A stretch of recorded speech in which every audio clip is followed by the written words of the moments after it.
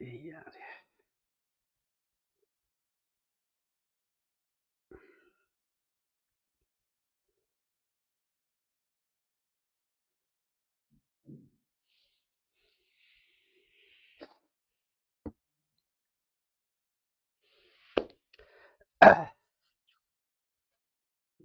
चलिए ठीक है।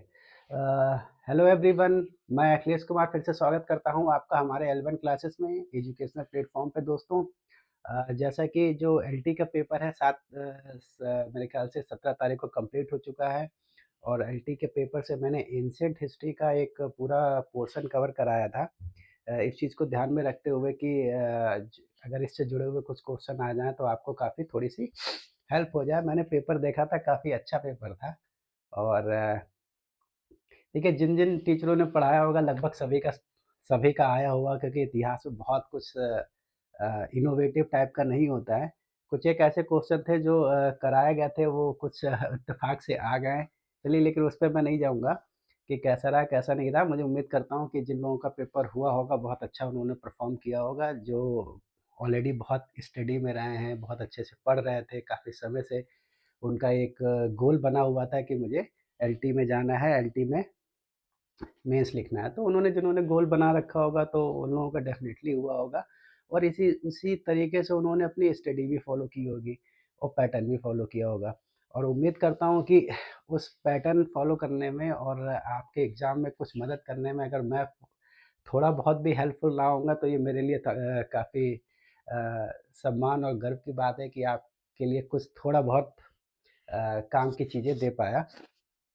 ख़ैर दोस्तों, और जिन-जिन लोग जो-जो लोग यहाँ पे उपस्थित थे, अगर उन लोगों के पेपर हुए हों तो ज़रूर बताइएगा उन लोगों का पेपर किस प्रकार से हुआ है, कैसा हुआ है, क्या उम्मीद है उनकी, किस प्रकार से उम्मीद लगा सकते हैं अपने पेपर से।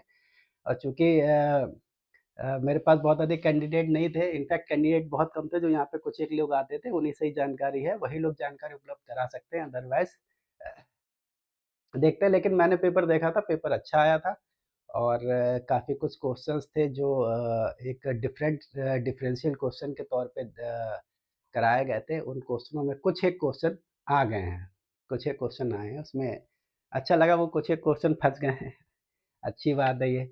चलिए दोस्तों, जैसा कि मैंने बताया था कि जैसा कि हम लोग एक टॉपिक वाइज़ जब हमारे लेक्चर कंप्लीट हो जाएँगे, टॉपिक वाइज़ हम लोग लेक्चर कंप्लीट कर चुके हैं। और उन्हीं टॉपिक वाइज़ लेक्चर को एक कंबाइंड लेक्चर के रूप में एंशिएंट हिस्ट्री को हमने कवर किया था। और एंशिएंट हिस्ट्री के बाद अब जो हम लोग जो लेके आए हैं, वो है लगभग पूरा इतिहास को हम लोग 50-50 क्वेश्चन में कवर करेंगे। मतलब एक 50 क्वेश्चन होंगे, उसमें सारे पोर्शन होंगे इतिहास के, एंशिएंट होगा, मॉडर्न होगा, मिडवल होगा। और इसके अलावा अगर आप लोग चाहेंगे तो बीच-बीच में संडे के दिन हम लोग एक टॉपिक वाइज़ भी एक लेक्चर ले लिया करेंगे, वो ज़्यादा बेहतर रहेगा आप लोगों के लिए भी। और चूँकि टीजीटी, पीजीटी की डेट भी अनाउंस हो गई है, जो लोग उसमें हैं, मुझे लगता है कि वो लोग फिर से प्रिपरेशन में लग गए होंगे। थोड़े से थके होंगे, थोड़ा बहुत आराम कर लीजिए 2-4 दिन, लेकिन फिर से तैयारी में लग जाइए। तो आज का जैसा कि दोस्तों बात है कि पहला ही लेक्चर है ये, जिसमें हम लोग पूरे इतिहास सारे इतिहास के जितने टॉपिक्स हैं कवर करेंगे, तीनों पोर्शन को कवर करेंगे। और उम्मीद करता हूँ कि आप लोग जैसे पहले सहयोग दे रहे थे, इसमें भी सहयोग देंगे। और मुझे लगता है कि जो लोग अगर इस समय खाली हैं, अगर वो आएँगे तो बहुत अच्छा लगेगा दोबारा से, क्योंकि सडनली क्लास लगाई गई है, पहले से मतलब कह सकते हैं ना, प्री डिसाइडेड नहीं थी। तो इसके अलावा दोस्तों, इसके अलावा छोटी-सी एक छोटा-सा अनाउंसमेंट है। अनाउंसमेंट ये है कि जल्दी ही हम लोग एएसओ की क्लासेस स्टार्ट करने वाले हैं। और जो लोग भी एएसओ के रिगार्डिंग प्रिपरेशन करना चाहते हैं, ठीक है? उन लोगों को इन्विटेशन है, वो लोग चाहें तो हमें जॉइन कर सकते हैं। अभी एक्चुअली हम लोग फीसेस के बारे में डिसीजन नहीं लिया, लेकिन जल्दी ही हम लोग हो सकता है नेक्स्ट वीक से हम लोग स्टार्ट करें, या फिर हो सकता है इस वीक से हम लोग स्टार्ट करेंगे। अगर जो लोग एएसओ वगैरह की तैयारी कर रहे हैं, हाल ही में वैकेंट आने वाली हैं, अभी अनाउंस नहीं हुई हैं, लेकिन आएँगी ज़रूर, उसके प्रिपरेशन हम लोग कराएँगे। तो अगर जो लोग इंटरेस्टेड हैं, तो वो लोग ज़रूर जुड़ें, उनको डेफ़िनेटली बहुत बेनिफिट मिलेगा, बहुत फ़ायदा होगा। चलिए दोस्तों, आज की चर्चा हम लोग यहीं ख़त्म करते हैं। अदरवाइज़ छोटा-सा बात ये है कि अगर आप लोग हमसे जुड़ना चाहते हैं टेलीग्राम पे, अगर हम लोग आप लोग हमसे जुड़ना चाहते हैं, सामने आपके नंबर दिया हुआ है, इस नंबर पे आप हमें कॉल कर सकते हैं, जॉइन कर सकते हैं। इसके अलावा हम लोग व्हाट्सएप पे भी हैं और यूट्यूब पे आप लोगों का सहयोग तो मिल ही रहा है। और दोस्तों, अगर लेक्चर अच्छा लग रहा हो, अगर टॉपिक क्वेश्चन आपको अच्छे लग रहे हों, लेवल अच्छा लग रहा हो, तो चैनल को सब्सक्राइब कीजिएगा और उसको अधिक से अधिक लोगों को शेयर भी कीजिएगा। मैं बार-बार कह रहा हूँ बार-बार कहता हूँ कि this is my humble request to all of you, please circulate the video and maximum से मैक्सिमम पीपल, ठीक है? ताकि थोड़ा कम से कम बच्चे आ जाया करेंगे, अच्छा लगेगा ना। चलिए दोस्तों, शुरू करते हैं हम लोग। पहला क्वेश्चन है ठीक है, इसका पहला ही क्वेश्चन हम लोग ले लेते हैं। ज़्यादा मैं पहले ही दोस्तों, जैसे फिर से एक बात बता दूँ कि ये पूरा का पूरा पोर्शन है, तीनों इतिहास के तीनों पोर्शन को हम लोग कवर करते हुए चलेंगे इस सेशन में। और जब तक कवर करते रहेंगे, जब तक हमारे टीजीटी, पीजीटी के एग्ज़ामिनेशन नहीं आ जाते हैं। जीआईसी का ही बता रहे हैं, अप्रैल में पेपर होने वाला है। अप्रैल में संभावित डेट हो सकती है और उसके अलावा टीजीटी, पीजीटी की डेट तो अनाउंस हो ही चुकी है। तो हम लोग चलिए दोस्तों शुरू करते हैं। पहला क्वेश्चन है आपके सामने मौजूद है। आरंभिक भारतीय मंदिरों के निम्नलिखित उदाहरणों में से कौन-सा एक ईंटों द्वारा निर्मित है? जैसा कि आप सभी लोग जानते होंगे कि जब अ, भारत में जब पहली बार जो मूर्तियाँ बननी स्टार्ट हुई थी, वो बुद्ध की बननी स्टार्ट हुई थी। एक जो बुद्ध का एक मानव रूप में जो अंगीकरण किया गया था, वो बुद्ध की मूर्तियों के रूप में पहली बार किया गया था। उसके बाद जब गुप्ता डायनेस्टी आती है, जब कनिष्क काल कुषाणों का काल खत्म होता है और जब गुप्ता डायनेस्टी आती है, तो गुप्ता ना डायनेस्टी में पहली बार पहली बार हिंदू मंदिरों का निर्माण का प्रचलन प्रारंभ होता है और ये जो मंदिर है, ये उसकी प्रारंभिक अवस्था का द्योतक प्रतीत होता है, ठीक? तो प्रारंभिक अवस्था के जो मंदिर है, बहुत अधिक तुम आपको उसमें कारीगरी देखने को नहीं मिलेगी, लेकिन ये है कि एक स्टार्टअप था, तो स्टार्टअप को बहुत बेहतर तरीके से उन्होंने करने का प्रयास किया था और शिल्प कला के बारे में आप लोग बहुत बेहतर ढंग से जानते ही हैं। तो एरड़ हो गया, गैराजपुर हो गया, भीतरगढ़ हो गया, नसना कोठारा हो गया। इसमें से कौन-सा ऐसा है जो अ, आरंभिक भारतीय मंदिरों के उदाहरणों में से एक लिया जा सकता है, जो ईंटों से निर्मित है, गुप्ता डायनेस्टी से जुड़ा हुआ है। दोस्तों, ये है भीतरगाँव का मंदिर। ये कहाँ पे है? कानपुर में, ठीक है? कानपुर में मंदिर है। मुख्य रूप से ये क्या है? विष्णु मंदिर है। मुख्य रूप से क्या है? विष्णु मंदिर है। ठीक है, कानपुर है और मुख्य रूप से क्या है? विष्णु मंदिर है। कभी-कभी ये पूछ लिया जाता है किस देवता को ये समर्पित मंदिर है, तो किस देवता को समर्पित है दोस्तों? विष्णु को समर्पित मंदिर है। सेकंड क्वेश्चन क्या कहता है?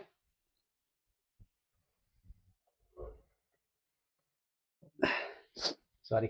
सेकंड क्वेश्चन क्या कहता है? सामने कुछ जो शासक दिए हुए हैं और उन शासक किस-किस राजवंश से ताल्लुक रखते थे, तो उस राजवंश से हम लोगों को उसको सुमेलित करना है। तो पहला मिला लेते हैं, जैसे कुलाण कुलाण क्या था? मौर्य प्रशासकों से संबंधित था, ठीक है? कुलाण। और आंध्रक क्या थे? आंध्रक क्या था? शुंग शासक, जो शुंग शासक था वसुमित्र, उसका पुत्र था कौन? आंध्रक, ठीक। और यूक्रेटाइडस हिंद पार्थियन शासक था। और स्पेरेलिस कौन था? हिंद ग्रीक शासक। यूक्रेटाइडस हिंद ग्रीक शासक था और स्पेरेलिस कौन था? पर्थियन शासक था। तो उसको सुमेलित कर लेते हैं। ए का 4 है, बी का 3 है, ए का 4 है, बी का 3 है, सी का 1 है और डी का 2 है। इसका आंसर होगा बी।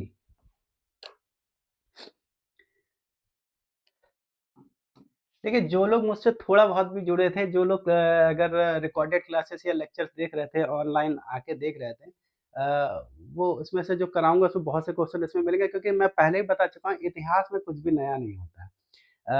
खेल वही है ना कि जैसे पीजीटी में 20-25 क्वेश्चन का खेल होता है, वहाँ पे आप जितने बेहतर अच्छा परफ़ॉर्म कर पाएँ, जो थोड़े से उलझाने वाले और थोड़े से मॉडरेट क्वेश्चन होते हैं और वहाँ पे उलझन होती है, तो वहाँ पे आपको अगर अच्छे नंबर गेन कर लेंगे, तो आप 100% इंटरव्यू पा लेंगे। सिलेक्शन की बात मैं बिल्कुल नहीं करूँगा, क्योंकि मैं ये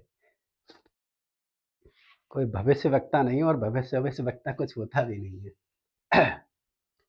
निम्नलिखित में से कौन-सा लक्षण कुषाणों से संबंधित है? ये देखिए अजीबो-गरीब हमारे जो कल्चर क्या कहते हैं, जो आदमियों की अजीबो-गरीब बात है कि अगर हम चाइना से कंपेयर करें, चाइना रोबोटिक्स में नए-नए इजाद कर रहा है। इसके अलावा वो अ, हवा में टरबाइन स्थापित करके जो हवा के मतलब हवा में ही टरबाइन स्थापित करके उससे एनर्जी बनाने का प्रयास कर रहा है, बिजली बनाने का प्रयास कर रहा है। टेक्नोलॉजी में वो बहुत आगे है, उनके स्टार्टअप टेक्नोलॉजिकल बहुत ज़्यादा है। हमारे यहाँ स्टार्टअप के रूप में क्या हो रहा है, एस्ट्रोटॉक बन रहा है। अजीब-ओ-गरीब बात है, वो लोग बता रहे हैं कब शादी होगी, कब मृत्यु होगी यार, हद ही हो रखी है। आधे से ज़्यादा तो आधे से ज़्यादा जनसंख्या इसी चीज़ में बर्बाद है कि वो अपना भविष्य जान ले। अरे यार क्यों जानना है भविष्य? जान के करना क्या है? जो होना होगा निपट लिया जाएगा भाई इससे। ये तो तत्काल प्रभाव की घटना है, जो होगा निपटा जाएगा। खैर ज़्यादा बातें हो रही हैं, निम्नलिखित में से कौन-सा लक्षण कुषाणों से संबंधित है? उन्होंने स्वर्ण मुद्राएँ जारी की, बिल्कुल ठीक है, उनका चीनी शासकों के साथ युद्ध हुआ था, चीनी शासकों के साथ उनके 2 युद्ध हुए थे। पहले युद्ध में जो कुषाण शासक था कनिष्क, उसको पराजय का सामना करना पड़ा था, जो चीनी जो सेनापति पोंचो द्वारा इनको पराजित किया गया था। इसके अलावा जो सेकंड युद्ध था उसमें ये विजयी रहे थे और उन्होंने सिल्क मार्ग पर संपूर्ण अधिकार कर लिया था, जिसकी वजह से कनिष्क शासन काल में जो इनकी जो सीमाएँ थी वो इंटरनेशनल हो गई, साथ-साथ इनका व्यापार भी बहुत ही रिच स्थिति में पहुँच गया था, ठीक? उन्होंने शिल्प की गांधार शैली को सामान्यतः अपनाया था, बिल्कुल ठीक है, मथुरा में एक देवकुल की स्थापना की गई थी, ये भी ठीक है, तो ऊपर से चारों चारों बिल्कुल ठीक हैं।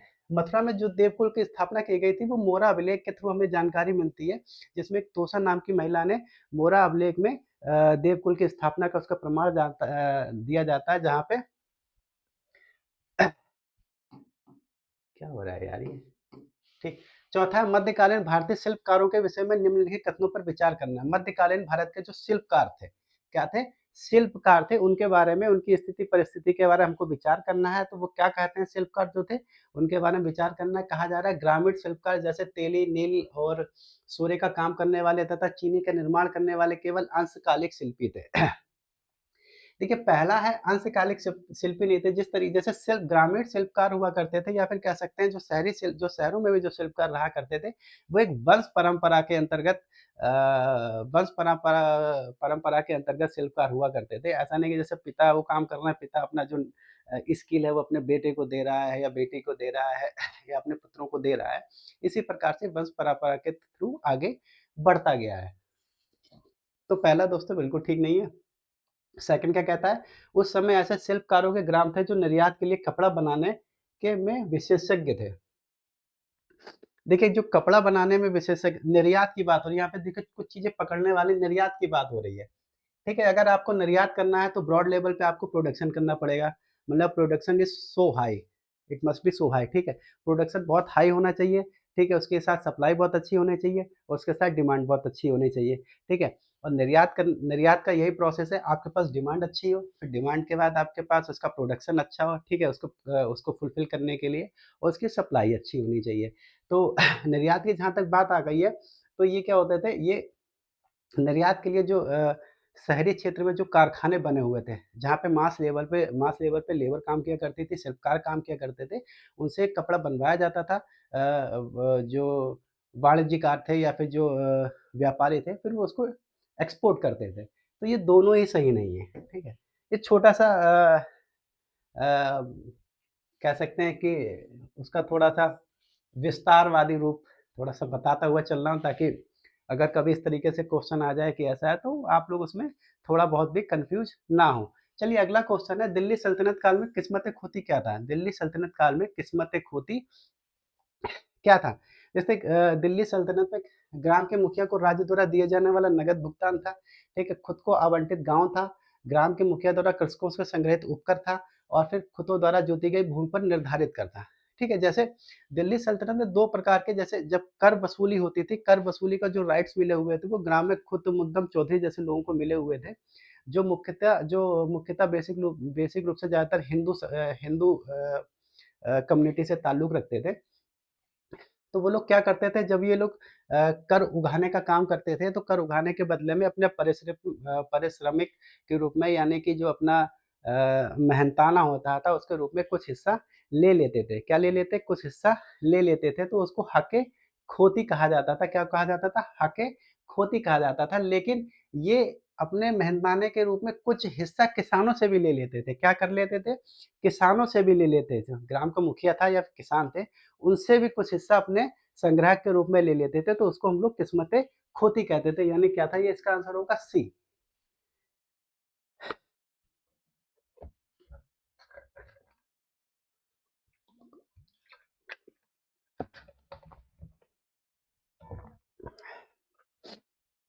अगला क्वेश्चन है, देखिए 50 क्वेश्चन है, थोड़ा-सा इसको डिस्क्राइब करते हुए बताते हुए हम लोग चलेंगे, तो थोड़ा-सा क्या होता है ना, थोड़े से कुछ और पॉइंट भी हम लोगों के सामने एक्सप्लोर होते रहेंगे, तो वो ज़्यादा बेहतर है। ठीक। निम्नलिखित में से किसने सुल्तान इल्तुतमिश के प्रधानमंत्री का कार्यवाहन किया था? सुल्तान इल्तुतमिश के जो प्रधानमंत्री थे, कौन थे? फ़ाकुल मुल्क इसामी, मलिक कुतुबुद्दीन हसन गौरी, सेकंड था निज़ामुल मुल्क मोहम्मद जुनैदी और थर्ड था सैफुद्दीन हसन कारगिल। इसमें से कौन था? दोस्तों इसमें से अगर हम लोग चर्चा करेंगे, अगर आपको आंसर पता होगा तो ये था निज़ामुल मुल्क मोहम्मद जुनैदी। ठीक है, ये वित्त मंत्री थे, वित्त मंत्री के साथ-साथ ये सैनिक क्रियाओं में भी भाग लेते थे। ऐसा नहीं कि वित्त मंत्री थे तो वित्त का ही काम करते थे। तो इल्तुतमिश के प्रधानमंत्री के रूप में इसने कार्य किया और बहुत परफेक्ट तरीके से काम किया था। निजामुद्दीन जुनैदी ने इनका एक आंकड़ा भी दिया है, इनका जो कर संग्रहण था उसका एक आंकड़ा भी दिया है। ठीक। निम्नलिखित में से कौन सा एक सूफी संत सुहरावर्दी सिलसिले से ताल्लुक रखता है? सूफी संत सुहरावर्दी सिलसिले से ताल्लुक रखता है मीर सैयद अली हमदानी, शेख बहाउद्दीन जकारिया, शेख निजामुद्दीन नौलिया, शेख नसरुद्दीन चिरागे दहलवी। ठीक है, किससे? सुहरावर्दी सिलसिले से ताल्लुक रखता है। किससे सुहरावर्दी सिलसिले से ताल्लुक रखता है? तो ये रखते हैं शेख बहाउद्दीन जकारिया। ठीक है, इनका जो केंद्र था, जो सूफी संत थे, इनके जो दर्शन का जो केंद्र था, सोहरावर्दी का जो केंद्र था, ये क्या था दोस्तों? मुल्तान और सिंध। खास तौर से मुल्तान और सिंध।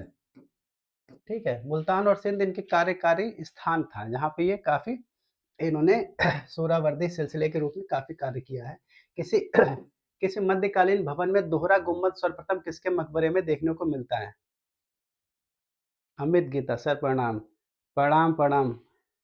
बहुत-बहुत स्वागत है आपका। गीता, आपका बहुत-बहुत स्वागत है, गीता जी। चलिए आगे हम लोग मिलते हैं। किसी मध्यकालीन भवन में दोहरा गुम्बद सर्वप्रथम किसके मकबरे में देखने को मिलता है? दोहरे गुम्बद की बात हो रही है, ठीक है? इल्तुतमिश, गयासुद्दीन तुगलक, फिरोज तुगलक और सिकंदर लोदी। ठीक है? किसके शासनकाल में पहली बार दोहरे गुम्बद, उसके जो मकबरा था, उसके मकबरे में दोहरे गुम्बद को देखने को एग्ज़ाम्पल मिलता है, पहली बार ये मिलता है दोस्तों सिकंदर लोदी। और इनके समय में जैसे लोदियों के काल में सबसे अधिक मकबरों का निर्माण हुआ था। सबसे अधिक मकबरों का निर्माण किसके शासनकाल में हुआ था? मतलब लोदियों के शासनकाल में। 9th पे आते हैं, तो निम्नलिखित कथनों पर हमको विचार करना है, ठीक है? जो कथन दिए हैं, उन पे हमें विचार करना है। तो विचार हम लोग कर लेते हैं दोस्तों, बड़े सिंपल तरीके से विचार करना है। मोहम्मद नादिर समरकंदी हुमायूँ के दरबार का एक चित्रकार था। सेकंड क्या कहता है? बाबर द्वारा तुर्की में लिखी गई तुझके बाबरी का फ़ारसी में अदवान अब्दुल रहीम खान खाना द्वारा किया गया था। 2 स्टेटमेंट्स हैं और 2 स्टेटमेंट्स के बारे में हमको क्लियर करना है कि कौन-सा सही है, कौन-सा गलत है, ठीक है? सेकंड जो स्टेटमेंट है वो बिल्कुल सही है, ठीक है? अब्दुल रहीम खान खाना ने तुझके बाबरी जो तुर्की भाषा में लिखी गई थी, तुझके बाबरी आप लोग बहुत अच्छे ढंग से जानते होंगे, जो तुझके बाबरी थी तुर्की भाषा में लिखी गई थी। ये आत्मकथा थी किसकी? ये आत्मकथा थी बाबर की। यूपी असिस्टेंट प्रोफेसर की तैयारी करवा दी। प्लीज़ 51 वाला कैसे?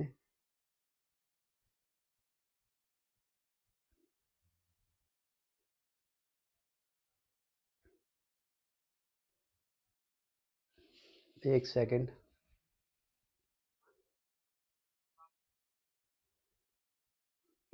अच्छा 51 वाला। अच्छा आपको दोबारा मौका मिला है, मेरा उसमें इंटरव्यू था। अब देखिए मुझे भी दोबारा मौका मिला, हो सकता है मैं अच्छे नंबर लिया हूँ और ज़्यादा ये भी हो सकता है कि बाहर ही हो जाऊँ।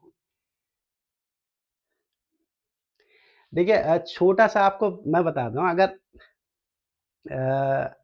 अ गीता जी, ठीक है?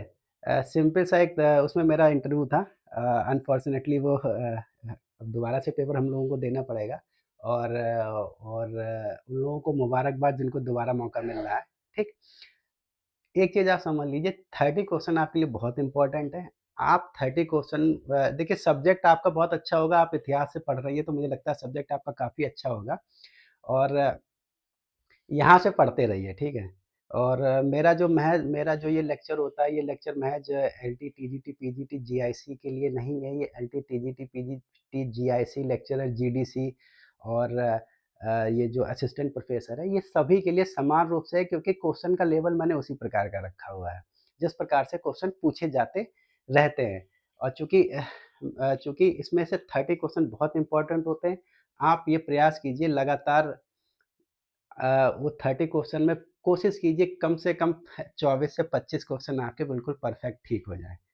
सबसे ज़्यादा वो ना भ्रष्टाचार उसी 30 क्वेश्चन में होता है, आप ये समझ लीजिए।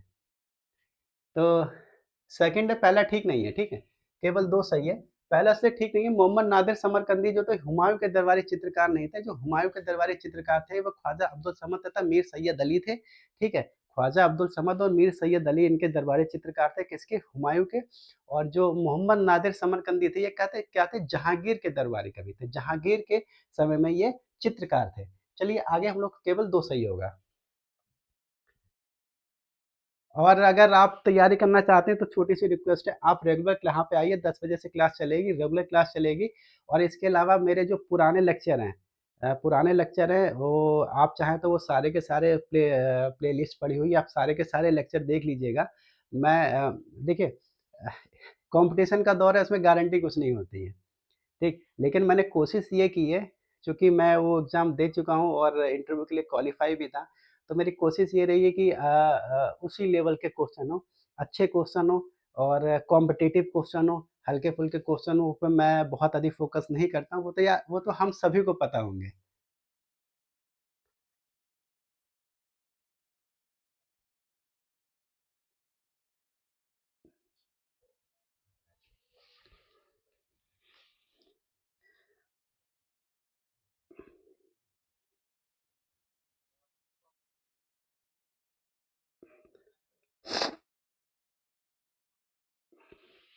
ये क्या लिखा है मुझे कुछ समझ में नहीं आ रहा है ना इसमें, पता नहीं आपने क्या लिखा है ये?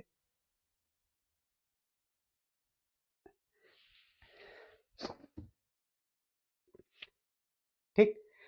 फ़िलहाल आप यहाँ पे आते रहिए, आपको बहुत से क्वेश्चन यहाँ पे मिल जाएँगे जो आपके एग्ज़ामिनेशन पर्पज़ से बहुत इम्पोर्टेंट होंगे, आप रेगुलर आइएगा बस। ठीक है, 10 बजे रेगुलर आएगा, आपको कहीं और जाने की आवश्यकता नहीं होगी, अभी तो फ्री ऑफ कॉस्ट है, कोई पैसा नहीं है, कोई कुछ नहीं है। सिर्फ़ 1 घंटे का समय आपको देना है। इसके अलावा आप चाहती हैं तो मेरे पुराने जितने लेक्चर हैं 50 के आस-पास लेक्चर होंगे, 50-60 के आस-पास लेक्चर हैं, जो एंशिएंट हिस्ट्री से लेके मॉडर्न हिस्ट्री तक हैं, आप सभी देख लेंगी, आपको बहुत अच्छा लगेगा, बहुत बेनिफिट भी मिलेगा, बहुत अच्छे क्वेश्चन हैं। ठीक। और इसके अलावा आप जो पुराने पेपर हैं, ठीक है? असिस्टेंट प्रोफ़ेसर से और टीजीटी, पीजीटी के जितने पुराने पेपर हैं, उनको लगातार उनकी प्रैक्टिस कीजिए उनको करने की। चोल काल के पेरुवली किसे निरूपित करते थे? चोल काल के पेरुवली किसको निरूपित करते थे? प्रमुख मार्ग को उच्च न्यायपालिका तो कृषि भूमि और ग्राम घास स्थलियाँ। चोल काल के पेरुवली किसको निरूपित करते थे? किसको डिनोट करते थे? ठीक है? ये डिनोट करते थे दोस्तों प्रमुख मार्ग, ठीक है? किसको डिनोट करते थे? प्रमुख मार्ग। क्या था? प्रमुख मार्ग। ठीक है 11 निम्नलिखित में से किन अधिकारियों द्वारा शेरशाह सूरी के शासन काल में परगना प्रशासन की देखभाल की जाती थी? शेरशाह सूरी के शासन काल की बात हो रही है। शेरशाह सूरी के शासन काल में परगने प्रशासन की बात हुई। जैसे शेरशाह सूरी के समय में जो शासन डिवाइडेड था वो राज्यों में डिवाइड था। राज्यों के बाद उसमें अ सरकारों में डिवाइडेड था, सरकारों के बाद वो परगनों में डिवाइडेड था। परगना सरकारें केवल जिले टाइप के होते थे, परगने उसके नीचे होते थे। परगनों की देखभाल की चर्चा हुई है, ठीक? तो इसमें ये है सूबेदार, फौजदार, सिकदर, मुंसिफ, अमीन व मुकद्दम और कानून व पिटी कच्ची। इसमें कौन-सा सही है? तो गीता जी आप इसमें ट्राई करते रहिए। आपको जो क्वेश्चन है उसका जवाब ट्राई कीजिए। आप बिल्कुल अच्छे और हिचकिचाइएगा मत, गलत होगा मैं बता दूँगा, ठीक है? मैं यहाँ सही करने के लिए बैठा हूँ। आप पढ़ते रहिए बस। स्ट्रेस नहीं लेना है, मेरे ख़्याल से अप्रैल में पेपर है और स्ट्रेस नहीं लेना है, पढ़ाई पे ध्यान देना है। तो इसमें कौन थे? सिकदर और मुंसिफ। देखिए इसमें कई सारे थे। देखिए सिकदर और मुंसिफ तो थे ही थे। इसके अलावा क्या था, एक सिकदर होता था, एक मुंसिफ होता था, एक पोतदार होता था। क्या होता था? पोतदार होता था एक। पोतदार कौन था? तो खजांची था, खजांची। पोतदार क्या होता था? खजांची होता था। इसके अलावा कानकूत होता था, कानकूत होता था। कानकूत क्या होते थे? क्लर्क होते थे। कानकूत क्या होते थे? क्लर्क होते थे। सिकदर, मुंसिफ, कानकूत और क्लर्क। ठीक है, इस तरीके के ये कुछ,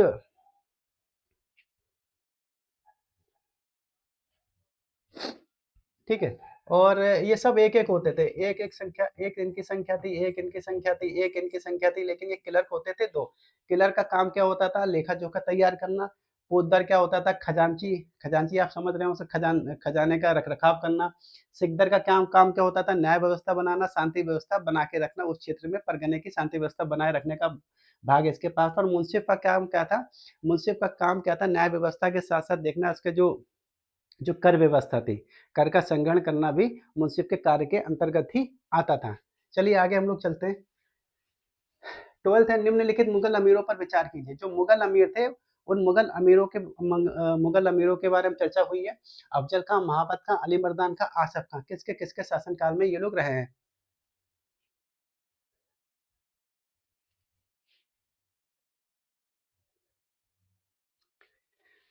अरे मैं तो आपसे कह रहा हूँ, आप रेगुलर क्लास में आइए, ठीक है। आज ये पहला लेक्चर है। ये भी आप सीधे आप ऑनलाइन आइएगा, ठीक है। ऑनलाइन क्लास में रेगुलर आइएगा और खुद भी बहुत अच्छे ढंग से पढ़िए। और दूसरी चीज़ ये है कि जो पुराने लेक्चर हैं उनको भी 1 घंटा ज़रूर देखिएगा मेरे। और तीसरी चीज़ है, आप पुराने पेपर जितने भी हैं बहुत अच्छे से पढ़िए। उनके जहाँ जहाँ थोड़े से अगर आपको टिपिकल से लगते हो या थोड़े से अटपटे से लगते हो, उन चीज़ों को नोट आउट कीजिए। ये तरीका है, मैं बता रहा हूँ, अगर आप इसको फ़ॉलो करेंगे, देखिए मैं पहले ही बता चुका हूँ, वो आपकी मेहनत के ऊपर डिपेंड है और पेपर की स्थिति के ऊपर डिपेंड है और पेपर के समय में आपकी मानसिक स्थिति पे डिपेंड है। चलिए हम लोग मिला लेते हैं, ठीक है। आसफ खां क्या था? अकबर का आसफ खां कौन थे? अकबर के समय में थे। महावत खां जहांगीर के शासनकाल में, महावत खां जहांगीर के शासनकाल में इनके अमीर थे। अफजल खां आप सभी लोग जानते होंगे, औरंगजेब। अली मर्दान खां, ठीक। अली मर्दान खां शाहजहां, ठीक। अली मर्दान खां शाहजहां, ठीक है। तो 4 हो गया, 4 2 3 1, 4 2 3 1, ठीक है। तो 12 का होगा डी, 4 2 3 1, 12 का डी होगा, ठीक है। अगले हम लोग चर्चा करेंगे। तो आप अभी बस इस पे फोकस करिए, इसको पढ़ते रहिए, स्ट्रेस नहीं लेना। मैं जो अभी जब लेक्चर थोड़ा खत्म हो जाएगा तो थोड़ी हम लोग इस पे और चर्चा कर लेंगे, ठीक है। 13 क्वेश्चन है, निम्नलिखित में से किसको बाजीराव द्वितीय द्वारा तीसरे आंग्ल मराठा युद्ध में मराठा सेनापति नियुक्त किया गया था? ठीक है, तीसरे आंग्ल मराठा युद्ध में मराठा सेनापति नियुक्त किया गया था। बापू गोखले, त्रिवंकम जी देंगले और चिंतामन राव पटवर्धन और यशवंत राव होलकर, ठीक है।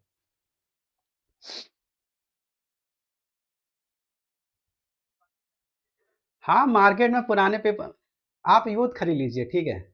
यूथ खरीद लीजिए या उसके जैसा, उसमें पुराने पेपर आपके सिविल से लेके आईएएस से लेके और जितने हिस्ट्री के क्वेश्चन आए हुए हैं, वो सब आपको मिल जाएँगे। इसके अलावा जो असिस्टेंट प्रोफ़ेसर के लिए भी पुराने पेपर मिल जाएँगे, वो आप मार्केट से खरीद लीजिएगा।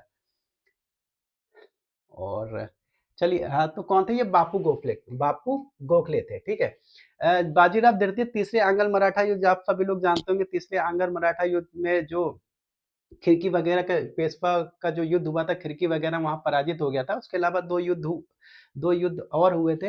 एक जो भीमा कोरेगाँव का युद्ध था और एक अष्टी का युद्ध था। जो अष्टी का युद्ध था, अष्टी के युद्ध में बापू गोखले मारे गए थे लड़ते हुए। कौन? अष्टी के युद्ध में 1818। 14 है, प्रथम कर्नाटक युद्ध के बाद किसको डुप्ले द्वारा हैदराबाद में तैनात किया गया था? बुर्दनाव, लाली, मेलकॉम और बूसी। किसको डुप्ले द्वारा तैयार किया गया था? जो फ्रांसीसी गवर्नर था डुप्ले, उसके द्वारा नियुक्त किया गया था। ये था दोस्तों बूसी। फर्स्ट कर्नाटक युद्ध, जैसे आप सभी लोग जानते हैं, जो फर्स्ट कर्नाटक युद्ध हुआ था, फर्स्ट कर्नाटक युद्ध में क्या डुप्ले का पलड़ा भारी रहा था और डुप्ले को काफी शोहरत भी मिली थी उसमें। और ये और जो सहायक संधि है, आप लोग जानते होंगे, जो सहायक संधि के जो इन्वेंटर है वो डुप्ले को ही माना जाता है। लॉर्ड वेलेजली ने उनकी सहायक संधि को बहुत बड़े लार्ज लेवल पे, लार्ज स्केल पे उसको लागू किया था, सहायक संधि को। निम्नलिखित में से कौन सा द्वितीय आंग्ल मराठा युद्ध का प्रमुख कारण था?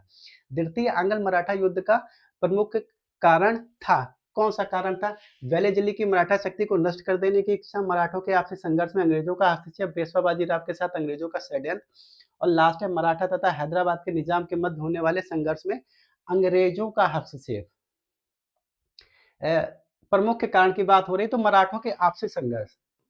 आप सभी लोग जानते होंगे जो मराठों को जो गहरा आघात लगा था, जो पानीपत का थर्ड युद्ध था, थर्ड युद्ध के बाद इनकी स्थिति बहुत डामाडोल हो गई थी। इनफैक्ट हालांकि जो माधव राव थे उन्होंने संभालने का प्रयास किया था, लेकिन उनकी असमय मृत्यु हो जाने की वजह से मराठा संघर्ष जो आपस के जो सरदार थे इनमें संघर्ष बढ़ता गया, और फाइनली जो होने वाला था वही हुआ था। अंग्रेजों ने उसका लाभ उठाया, तो लाभ उठाया और पूरे मराठा साम्राज्य को उन्होंने रौंद दिया, और फाइनली वो उनके पेंशन भुगता बन गया।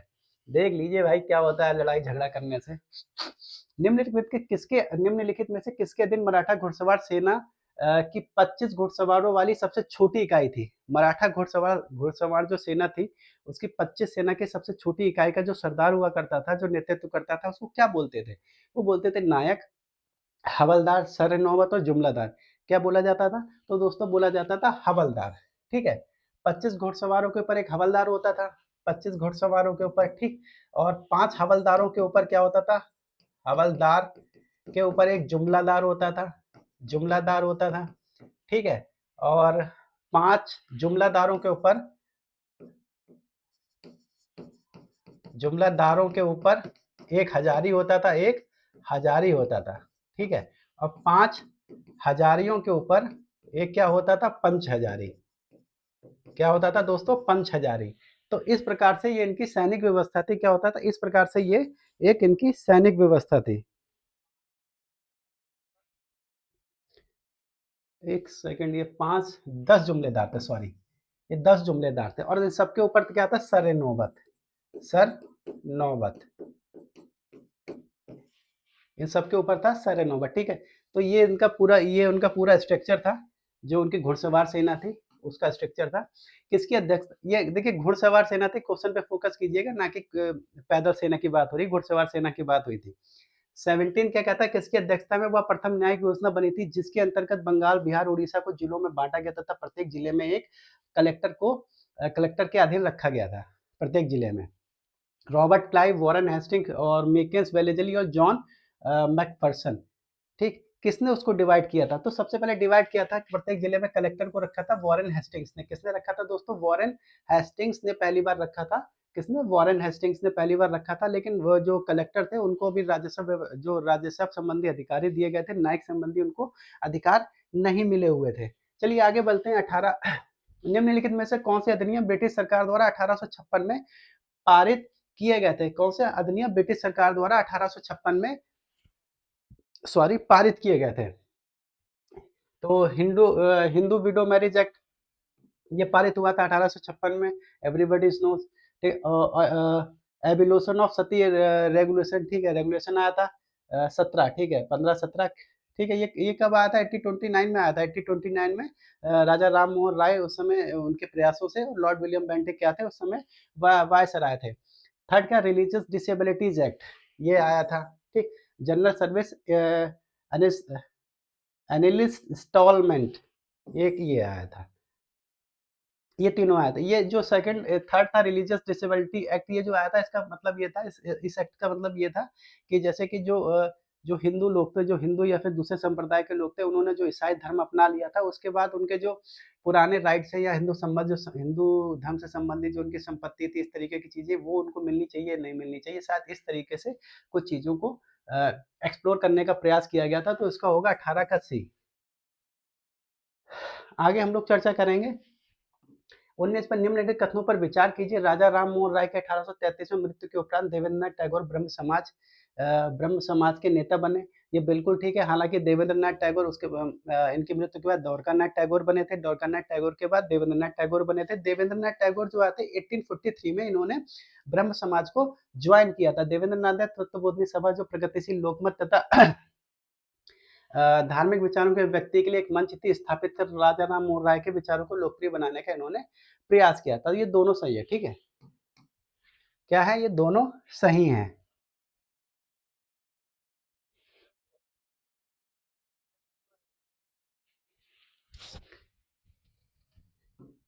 ठीक है, बंगाल में नारियों की उच्च शिक्षा के इतिहास में कलकत्ता में मई 1849 में एक विद्यालय की स्थापना एक युगांतरकारी घटना थी। निम्नलिखित में से कौन सा इसका संस्थापक था? निम्नलिखित में से कौन सा इसका संस्थापक था? हॉडसन स्प्रे, जेईडी बेथ्यून और ईश्वर चंद्र विद्यासागर, राजा वैद्यनाथ गए। ठीक है, कौन था इसमें? तो था 1849 में जेई बेथून ने। ठीक है, जेई बेथून ने, आप सभी लोगों को जानकारी होगी, जब ईसाई कल्चर यहाँ पे आया था, ईसाई जो मिशनरीज जब यहाँ पे आए थे, उन्होंने यहाँ की शिक्षा पे बहुत ध्यान दिया था। तो भारत में जो आधुनिक शिक्षा के विस्तार का जो श्रेय दिया जाता है, वो ईसाई मिशनरियों को प्रारंभिक तौर पे दिया जाता है। उन्होंने सबसे पहले यहाँ पे 1819 में कलकत्ता तरुण स्त्री सभा की स्थापना की थी। ठीक है, उन्होंने ही। और उसके बाद जेडी बेथुन जो थे, जो शिक्षा परिषद के अध्यक्ष थे, उन्होंने बाद में 1849 में एक महिला, जो क्या कहते हैं, महिला विद्यालय की स्थापना की थी। फुट फुट 21 है, बंगाल में नारियों की। ठीक है, सेम क्वेश्चन है, रिपीट हो गया, इसको हम लोग ड्रॉप कर दें। 22 है, निम्न में से कौन इंडियन एसोसिएशन की स्थापना से संबंधित नहीं है? इंडियन एसोसिएशन की स्थापना से संबंधित नहीं है। सुरेंद्रनाथ बनर्जी, आनंद मोहन बोस, एओ ह्यूम और सूर्य सेन इंडियन एसोसिएशन की स्थापना से समृद्ध नहीं है। ठीक है, तो ये समृद्ध नहीं है, सूर्य सेन। ठीक है, सुरेंद्रनाथ बनर्जी तथा आनंद मोहन बोस ने 1876 में 1876 में कलकत्ता में इसकी स्थापना की थी। किसकी? इंडियन एसोसिएशन की स्थापना की थी इन्होंने। ठीक है, सुरेंद्रनाथ बनर्जी तथा आनंद मोहन बोस। सूर्य सेन इससे संबंधित नहीं है। सूर्य सेन, जिनको मास्टर दा के नाम से भी जानता है, क्रांतिकारी आंदोलन से संबंधित है। इन्होंने चटगांव शस्त्रागांव लूट 1930 में जो हुई थी, उसके पुरेता यही थे। ठीक है, बाद में 1933 में इनको पकड़ के बाद में इनको फांसी देके ये हमारे जो इतिहास में थे, इतिहास में ये अमर हो गए।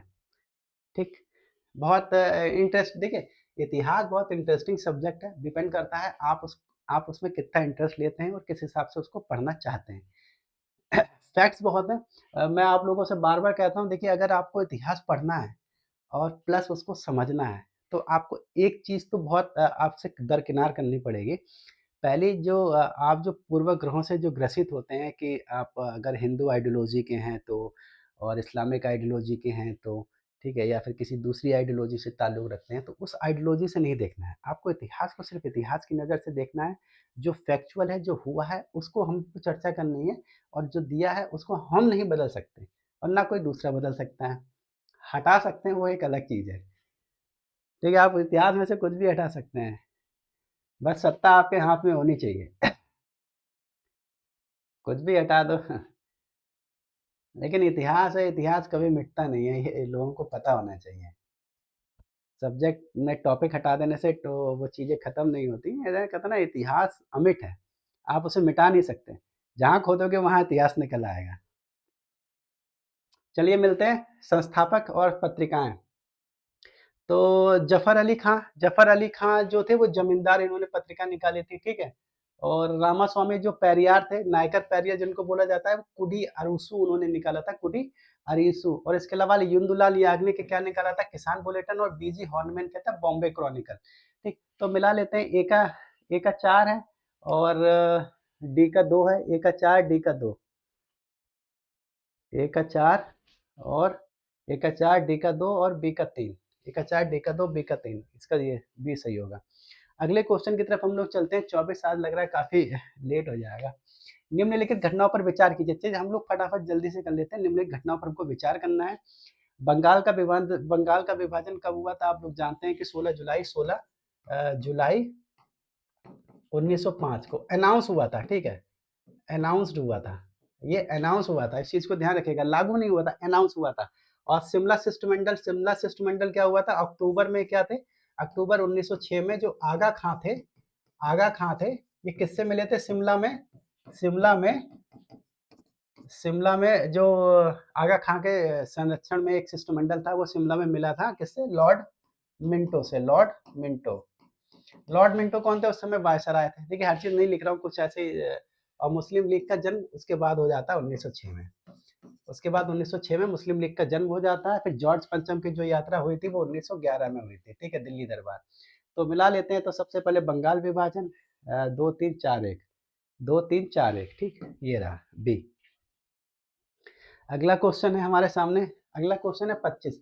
दक्षिण भारत की कौन सी नदी घाटी पूर्व, देखिए ये क्वेश्चन मैं आपको पहले ही से ये बता दूं कि 50 क्वेश्चन कराए जाएंगे दोस्तों। 50 क्वेश्चन में कम से कम 5 से 10 क्वेश्चन बिल्कुल नए होंगे, कभी भी नहीं आए होंगे। और जैसे कि मैंने पिछले जितने भी लेक्चर लिए हैं आप सभी लोगों को पता होगा कि कुछ एक क्वेश्चन नए ज़रूर डालता था मैं उसमें, ताकि कुछ नए क्वेश्चन भी आपके तैयार होते जाएँ। और उसका बेनिफिट मुझे लगता है जो लोग एलटी का दिए होंगे उनको उसका उसका जो बेनिफिट ज़रूर मिला होगा, क्योंकि कुछ एक क्वेश्चन ज़रूर आए हैं उसमें से, मैं उसको देखा था। ये प्राउड वाली बात नहीं है, लेकिन अच्छी बात है कि आए हैं क्वेश्चन वो। और जिन लोगों ने लेक्चर देखे होंगे मेरे, अगर पूरे ढंग से और तबीयत से देखे होंगे, पूरे इत्मीनान से देखे होंगे, तो डेफ़िनेटली उनको 100% उन क्वेश्चन पे लाभ मिला होगा। दक्षिण भारत की कौन सी नदी घाटी पूर्व पाषाणिक सामग्रियों के लिए फेमस थी? दक्षिण भारत की सोहन नदी, गोदावरी घाटी, पेरियार नदी और कोतलियार नदी। ठीक है, तो ये दोस्तों थी कोतलियार नदी दक्षिण भारत की। ठीक है, कौन सी नदी थी? कोतलियार नदी थी। सर ये क्लास कब शुरू होती है? ये 10 बजे क्लास होती है, एवरी डे 10 ओ क्लॉक इवनिंग। ठीक, 10 बजे क्लास शुरू होती है हर दिन। और आज ये पहला लेक्चर है। ठीक है, ठीक है, 10 बजे से आज ये पहला लेक्चर है। तो आपसे छोटी-सी रिक्वेस्ट है, अगर आप तैयारी करना चाहती हैं, तो आप अभी से जुड़ जाइए, टेलीग्राम पे आप हमसे जुड़ जाइए। इसके अलावा हमारा जो चैनल है उसको सब्सक्राइब कर लीजिए। देखिए अभी फ्री ऑफ कॉस्ट है, अभी कुछ पैसा-वैसा नहीं लग रहा है। आगे हम लोग सोचेंगे, ठीक है? अगर आप जुड़ी रहेंगी तो देखिए मैं 100% आपको बेनिफिट ज़रूर मिलेगा। आप जब भी पेपर देने जाएँगी, और उम्मीद करता हूँ अगर आप मेहनत करेंगी हो भी जाएँगी, लेकिन जब आप पेपर देंगे तब आप ज़रूर उसको याद करेंगे कि हाँ, मुझे लाभ हुआ है, क्वेश्चन आए हैं, समझ में आए हैं, ठीक? तो मुलुकपुर, चौंतारा, कलार और गोमुख चौंतारा, कलार, गोमुख किस नदी घाटी के प्रमुख स्थल हैं? निम्न पूर्व पाषाण काल संबंधी, ठीक है? चौमुख होना चाहिए, गौमुख नहीं होना चाहिए, चौमुख है ये, ठीक है? चौमुख है, चौमुख। इससे कंफ्यूज हो रहा था। मुलुकपुर, चौंतारा, कलार, चौमुख किस नदी घाटी के प्रमुख स्थल हैं जो निम्न पूर्व पाषाण काल से संबंधित है? किससे? निम्न पूर्व, हाँ, निम्न पूर्व पाषाण काल से संबंधित है। कौन सा संबंधित है? सोहन नदी घाटी, गोदावरी नदी घाटी, गंगा दोआब और नर्मदा नदी घाटी। किससे संबंधित है?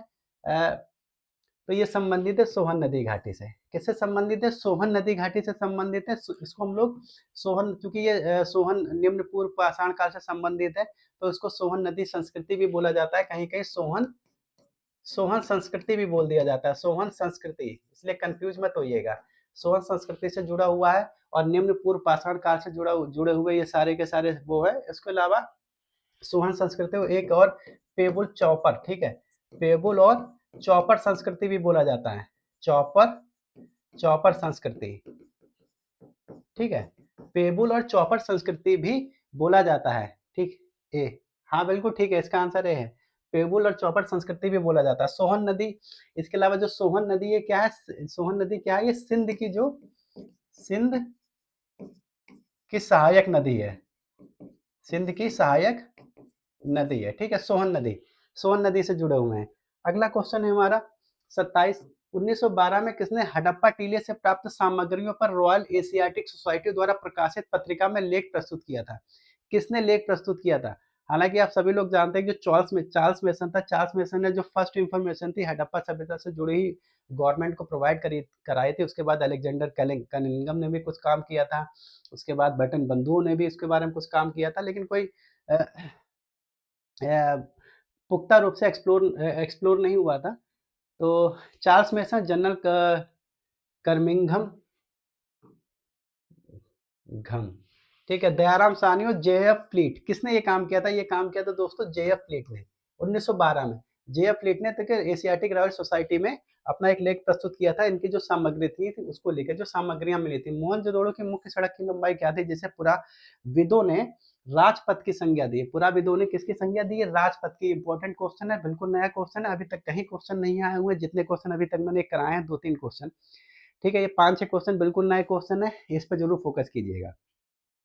3.66 मीटर, 9.15 मीटर, 7.78 मीटर, 6.36 मीटर, ठीक? तो इसका आंसर होगा 9.15 मीटर। ठीक है, 28 का आंसर होगा बी 9.5 मीटर। ठीक है, 9.15 मीटर। 29 पे आते हैं। किस हड़प्पा स्थल से प्राक सैंधव विकसित सैंधव तथा उत्तर सैंधव स्थल प्रकाश में आए हैं? विकसित विकसित सैंधव तथा उत्तर सैंधव स्थल प्रकाश में आए हैं। तीनों मतलब जो तीनों चरण थे वो प्रकाश में आए हैं किस स्थल से? जो ये स्थल है सुरकोटडा, सुरकोटडा, मांडा, बनवाली, लोथल। सुरकोटडा, मांडा, बनवाली और लोथल। ठीक है, किस स्थल से आया? तो दोस्तों ये स्थल आया बनवाली। बनवाली कहाँ पड़ता है? आप सभी लोग जानते होंगे, हरियाणा में। बनवाली कहाँ का स्थल है? हरियाणा का स्थल है। अगला क्वेश्चन है 30। मित्र मेला को बाद में क्या पुनर्निर्मित किया गया? ठीक है, किस नाम से उसका पुनर्संयोजन किया गया या उसको पुनर्निर्मित किया गया था? वी डी सावरकर द्वारा। अनुशीलन समिति, अभिनव भारतीय समिति, युगांतर समिति और निबंधमाला। ठीक है, तो ये किससे समित किया गया था? अभिनव भारतीय समिति। जैसे मित्र मेला की जो स्थापना की थी वो वी डी सावरकर या फिर सावरकर बंधु वी डी सावरकर और वी डी सावरकर उनके भाई उनके भाई द्वारा उन्होंने ये मित्र मेला 1899 में स्थापित की थी। उसके बाद ये तो कन्वर्ट होके उसके बाद में दोबारा से इसका पुनर्नियोजन किया गया। तो ये किस रूप में नियोजन होके आई थी? तो ये नियोजन बन के आई थी अभिनव भारतीय समिति, बी। ठीक, 31। दक्षिण अफ्रीका में सत्याग्रहियों के परिवारों को निवास स्थान देने तथा उनको संपोषित होने का एक मार्ग उपलब्ध कराने हेतु गांधी जी ने अपने को संपोषित होने का एक मार्ग उपलब्ध कराने हेतु गांधी जी ने अपने जर्मन वास्तुकार मित्र कालेनबाख की सहायता से एक केंद्र की स्थापना की थी जो उन परवर्ती गांधी आश्रमों का पूर्वगामी बना जिन्होंने भारतीय राष्ट्रीय आंदोलन में महत्वपूर्ण भूमिका निभाई। निम्नलिखित में से वो कौन सा था? निम्नलिखित में से वो कौन सा था? ये था Dublin form, Natal form, Tolstoy form और इंडियन फॉर्म। कौन सा था दोस्तों? ये था टॉलस्टॉय फॉर्म। ठीक है, इसके अलावा उन्होंने नटाल फॉर्म की भी स्थापना की थी। ठीक है, नटाल फॉर्म की भी स्थापना की थी किसने? गांधी जी ने। 32। कांग्रेस ने 1937 के चुनावों में भाग लेकर कितने प्रांतों में पूर्ण बहुमत प्राप्त किया था? इस चीज को ध्यान रखिएगा। फुल मेजोरिटी से क्या आए थे?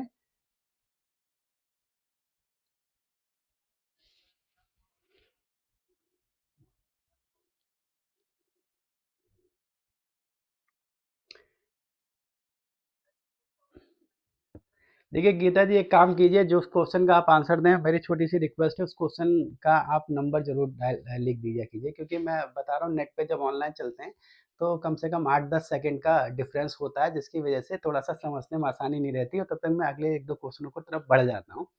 तो थोड़ा सा अंडरस्टैंडिंग में प्रॉब्लम हो जाती है कि किसका जवाब आपको आया है, किसका जवाब नहीं है। ठीक है, तो 32 का कांग्रेस ने 1937 के चुनाव में भाग लेकर कितने प्रांतों में अपनी गवर्नमेंट पूर्ण बहुमत से बनाई थी? 3, 4, 5, 6। कितने में बनाई थी दोस्तों? ये बनाई थी उन्होंने 5 में। ठीक है, 5 में।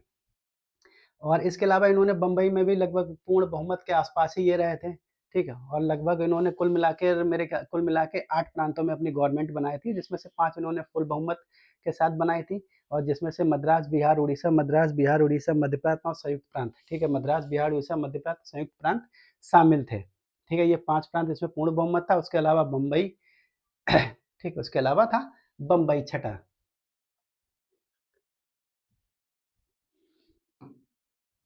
निम्नलिखित में से कौन सा एक कैबिनेट मिशन का प्रस्ताव नहीं था? 32 का सी। 32 का सी बिल्कुल ठीक है। निम्नलिखित में से कौन सा कैबिनेट मिशन का प्रस्ताव नहीं था? 32 का सी बिल्कुल ठीक है।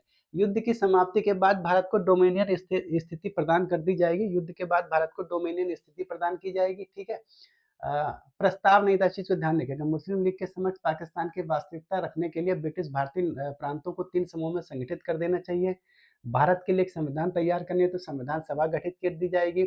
भारत के प्रमुख राजनीतिक दलों को मिलाकर एक अंतरिम सरकार गठित कर दी जाएगी। इसमें से कौन उसमें शामिल नहीं था? उसमें से दोस्तों ये शामिल नहीं था। युद्ध की समाप्ति के बाद भारत को डोमिनियन स्थिति प्रदान करने की बात नहीं कही गई थी। उन्होंने ये रखा था कि संविधान सभा गठित की जाएगी, और संविधान सभा उसके अलावा जो स्वतंत्र भारत होगा उसके बाद चर्चा वर्चा की जाएगी, इस तरीके से कुछ बात कही गई थी, लेकिन डोमिनियन स्टेटस की उन्होंने चर्चा नहीं की क्योंकि 1946 की बात है। ठीक है, 1947 में हमारा देश ही आज़ाद हो गया था, आप सभी लोग जानते हैं। निम्नलिखित में से किसने साप्ताहिक दीनबंधु निकाला तथा बम्बई मिल हैंड एसोसिएशन भी प्रारंभ किया था? 33 का ए बिल्कुल ठीक है। गीता जी 33 का ए बिल्कुल अच्छा है, अच्छा जवाब है। दादा भाई नौरोजी, जीएस आगरकर, नारायण मेघजी लोखंडे और लालजी नरंजी। ठीक है। क्या कह रहा है? साप्ताहिक पत्रिका दीनबंधु निकाला था और इसके अलावा क्या था, मिल हैंड एसोसिएशन भी इन्होंने प्रारंभ किया था। ठीक, साप्ताहिक दीनबंधु जो निकाला था इन्होंने 1880 में निकाला था, फिर 1890 में इन्होंने बम्बई मिल हैंड्स 1892 में, ये 1892 में सॉरी 1890 में।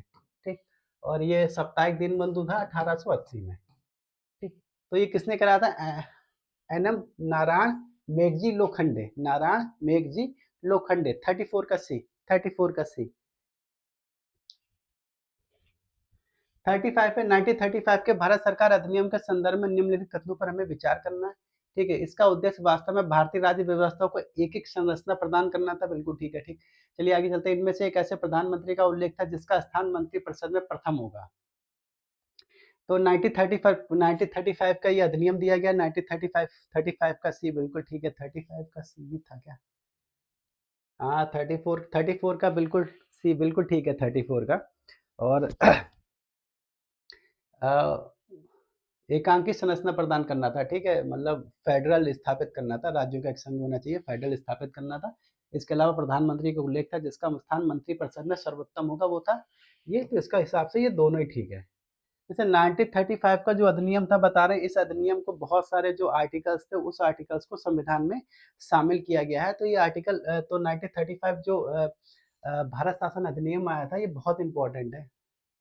फतेहपुर सीकरी के संबंध में निम्नलिखित में से कौन सा कथन सत्य नहीं है? इसका निर्माण प्रायः एक पीढ़ी में हुआ है। इसका निर्माण प्रायः एक पीढ़ी में हुआ, यानी कि अकबर के शासनकाल में स्टार्ट हुआ, अकबर के शासनकाल में पूरा हो गया। 35 का 35 का 35 का एक और दो दोनों ठीक है। 35 का सी। 36 और निरपवाद रूप से गहरे लाल रंग के बलुआ पत्थर का प्रयोग किया गया है। और मरियम का घर ईरानी भित्ति चित्रों से सुसज्जित है। संरचनाएं धर्मनिरपेक्ष तथा धार्मिक दोनों ही है। संरचनाएं धर्मनिरपेक्ष तथा धार्मिक दोनों ही है। तो यहाँ पे जो सर्वोत्तम इसका जो आंसर है वो आंसर है निरपराध रूप से गहरे लाल रंग के बलुआ पत्थर का प्रयोग हुआ है। ये बिल्कुल ठीक नहीं है क्योंकि जो सूफ़ी संत थे, चिश्ती सूफ़ी संत थे, सलीम चिश्ती की जो दरगाह है, वो प्योर रूप से संगमरमर से बनी हुई है। किससे? प्योर रूप से संगमरमर से बनी हुई है। इसका इसलिए वजह से इसका आंसर बी सही होगा। 37 है, फोर्ट विलियम किस राज्य में स्थित है? आप सभी लोग जानते होंगे फोर्ट विलियम, बहुत सामान्य क्वेश्चन है। केरल में, महाराष्ट्र में, तमिलनाडु में, पश्चिम बंगाल में। Fort William. 36 का बी, पश्चिम बंगाल में, कलकत्ता। ठीक। अगला क्वेश्चन है हमारे पास 38। औरंगजेब के शासनकाल में निम्नलिखित में से यूरोपीय यात्रियों में से कौन सा अधोलिखित कूट से अपना सही उत्तर चुनिए? विलियम हॉकिंस, फ्रांसिस बर्नियर, जेबी टर्मियर, निकोल कांटी, निकोला मनुची। ठीक है, इसमें से कौन जो थे औरंगजेब के शासनकाल से संबंधित है? देखो मनुची, ठीक है, मनुची संबंधित है। इसने जो दारा सिकों के समय में तोपची के रूप में कार्य किया था। कॉलर, विट कॉलर,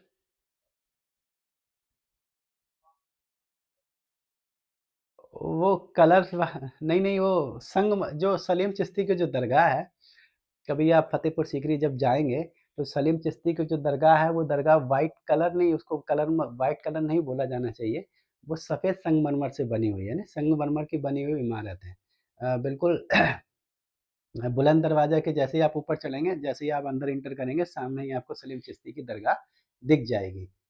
पूर्ण रूप से वो ड्योढ़ी, इस तरीके से ड्योढ़ी बनी हुई है, बहुत अच्छी लगती है। जाइएगा कभी घूमने।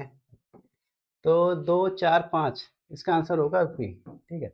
मनुची ने, जब मैंने बताया कि दारा सिकों के समय में तोपची के रूप में कार्य किया था उसकी सेना, फिर उसके बाद ये इसने तोपची का कार्यभार छोड़ के फिर क्या कर गया था, ये चिकित्सक का इसने धंधा अपना लिया था, यानी कि ये डॉक्टर बन गया था। देखिए उस समय डॉक्टर बनना कितना आसान था। पहले तोप के गोली दागो फिर डॉक्टर बन जाओ। उस समय भी देखिए आसान था, इस समय भी बहुत आसान है। इस समय भी उतना ही आसान, इनफैक्ट उससे ज़्यादा आसान है। गाँव-गाँव आप जाएँगे डॉक्टर ही डॉक्टर मिलेंगे। शहरों में भी गली-कूचों में ढेर सारे डॉक्टर मिलेंगे जिनके पास कोई डिग्रियाँ नहीं होती हैं, ठीक? और उसके बावजूद वो इलाज कर रहे हैं, ठीक? तो जन्मस्थली दी गई है, संत दिए गए, उनकी जन्मस्थली दी गई, सही सुमेलित करना है, चैतन्य वृंदावन में। तो ज्ञानेश्वर आलिंदी, तुकाराम देहू और माधवाचार्य उडुपी। तो कौन-सा गलत है? चैतन्य, डेफ़िनेटली चैतन्य बिल्कुल सही है, चैतन्य वृंदावन में इनका जन्म नहीं हुआ था। हालाँकि वृंदावन को पुनर्स्थापित करने का श्रेय किसको दिया जाता है? चैतन्य को। वृंदावन को पुनर्स्थापित करने का श्रेय किसको दिया जाता है? चैतन्य को। या है कि ये वृंदावन को यही लाइमलाइट में लेके आया था, यही प्रकाश में लेके आए थे, नहीं तो वृंदावन अगर इतिहास में कहीं खो गया होता, तो इनको श्रेय दिया जाता है वृंदावन को लाइमलाइट में लाने का, यानी कि इतिहास में लाने का। तो इनका जो जन्म हुआ था बंगाल के नादिया ज़िले में हुआ था, ठीक है? न आज के तारीख में शायद उसका नवद्वीप बोलते हैं, जहाँ तक मुझे याद है। विठोबा उपासना लोकप्रिय थी। जो विठोबा उपासना थी, वो लोकप्रिय थी कहाँ थी, कौन-से स्टेट में थी? गुजरात में, तमिलनाडु में, बंगाल में, महाराष्ट्र में। जो विठोबा उपासना थी, ये क्या थी? महाराष्ट्र में लोकप्रिय थी। क्या थी? महाराष्ट्र में लोकप्रिय थी। 41 क्या कहता है? बक्सर के युद्ध में ईस्ट इंडिया कंपनी की सेना का सेनापति कौन था? ईस्ट इंडिया कंपनी का सेनापति कौन था बक्सर के युद्ध में? Clive, Warren Hastings, Munro, Watson. ठीक है, कौन था? तो आप सभी लोग जानते होंगे, मुनरो। कौन था? मुनरो। ये थॉमस मुनरो नहीं है, ठीक, मेजर मुनरो है। फोर्टी का डी, फोर्टी का डी। हाँ, फोर्टी का डी बिल्कुल ठीक है गीता जी, अच्छा। पढ़ते रहिए बस, देखिए स्ट्रेस नहीं लेना है, आपको पढ़ते जाना है बस। और रेगुलर अगर आप आ पाएँ तो मेरी छोटी-सी बस रिक्वेस्ट ये रहेगी, अगर आप रेगुलर यहाँ पे आएँगे, तो आपको उसका लाभ अवश्य मिलेगा। अगर आप आए तो वो बंगाल के किस नवाब ने ईस्ट इंडिया कंपनी को मिदनापुर का क्षेत्र दिया था? ईस्ट इंडिया कंपनी को मिदनापुर का क्षेत्र दिया था। अलवर्दी खान है, सिराजुद्दौला ने, मीर जाफर ने, मीर कासिम ने, ठीक है? जैसे मीर कासिम को जब नवाबी मिली थी, तो मीर कासिम को जब नवाबी मिली थी, तो उन्होंने 3 मिदनापुर और चटगाँव और एक जगह और थे, मिदनापुर चटगाँव, एक जगह वर्तमान वर्तमान मिदनापुर चटगाँव, उन्होंने किसको दे दिए थे? अंग्रेजों को दे दिए थे। कौन थे? मीर कासिम। धन निकासी के सिद्धांत का प्रमुख प्रतिपादक कौन था? धन निकासी के सिद्धांत का प्रमुख प्रतिपादक कौन था? एमजी नायडू, महात्मा गांधी, दादा भाई नौरोजी और एनी बेसेंट।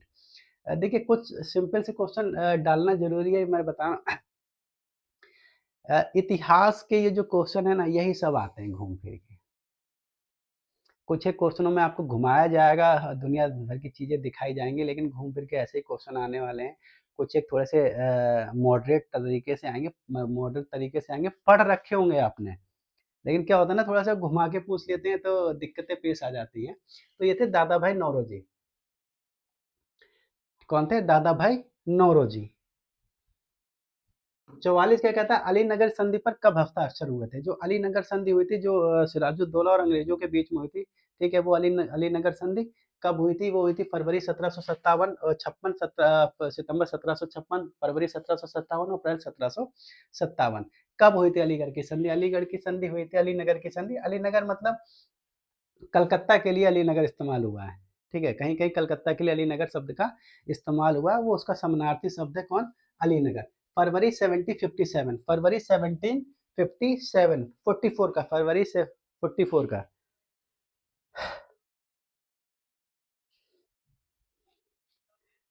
43 का सी, 45 पे आते हैं। शिवाजी के अभियानों का कौन सा अनुक्रम सही है? 43 का सी, देख लेते हैं 43 का। ठीक है, बढ़िया। शिवाजी के अभियानों का कौन सा अनुक्रम सही है? चाकन सूपा सूरत पर प्रथम आक्रमण, बीजापुरी कर्नाटका अभियान। बीजापुरी कर्नाटका अभियान, सूरत पर प्रथम आक्रमण, चाकन सूपा। सूरत पर प्रथम आक्रमण, सूपा, चाकन, बीजापुरी कर्नाटका अभियान, बीजापुरी कर्नाटका अभियान, सूपा, ठीक है। तो जैसे बीजापुर का 44 का सी बिल्कुल ठीक है। सर क्या नेगेटिव मार्किंग भी होती है 51 में? नहीं, नेगेटिव मार्किंग नहीं है। नेगेटिव मार्किंग नहीं है, नेगेटिव मार्किंग नहीं है उसमें।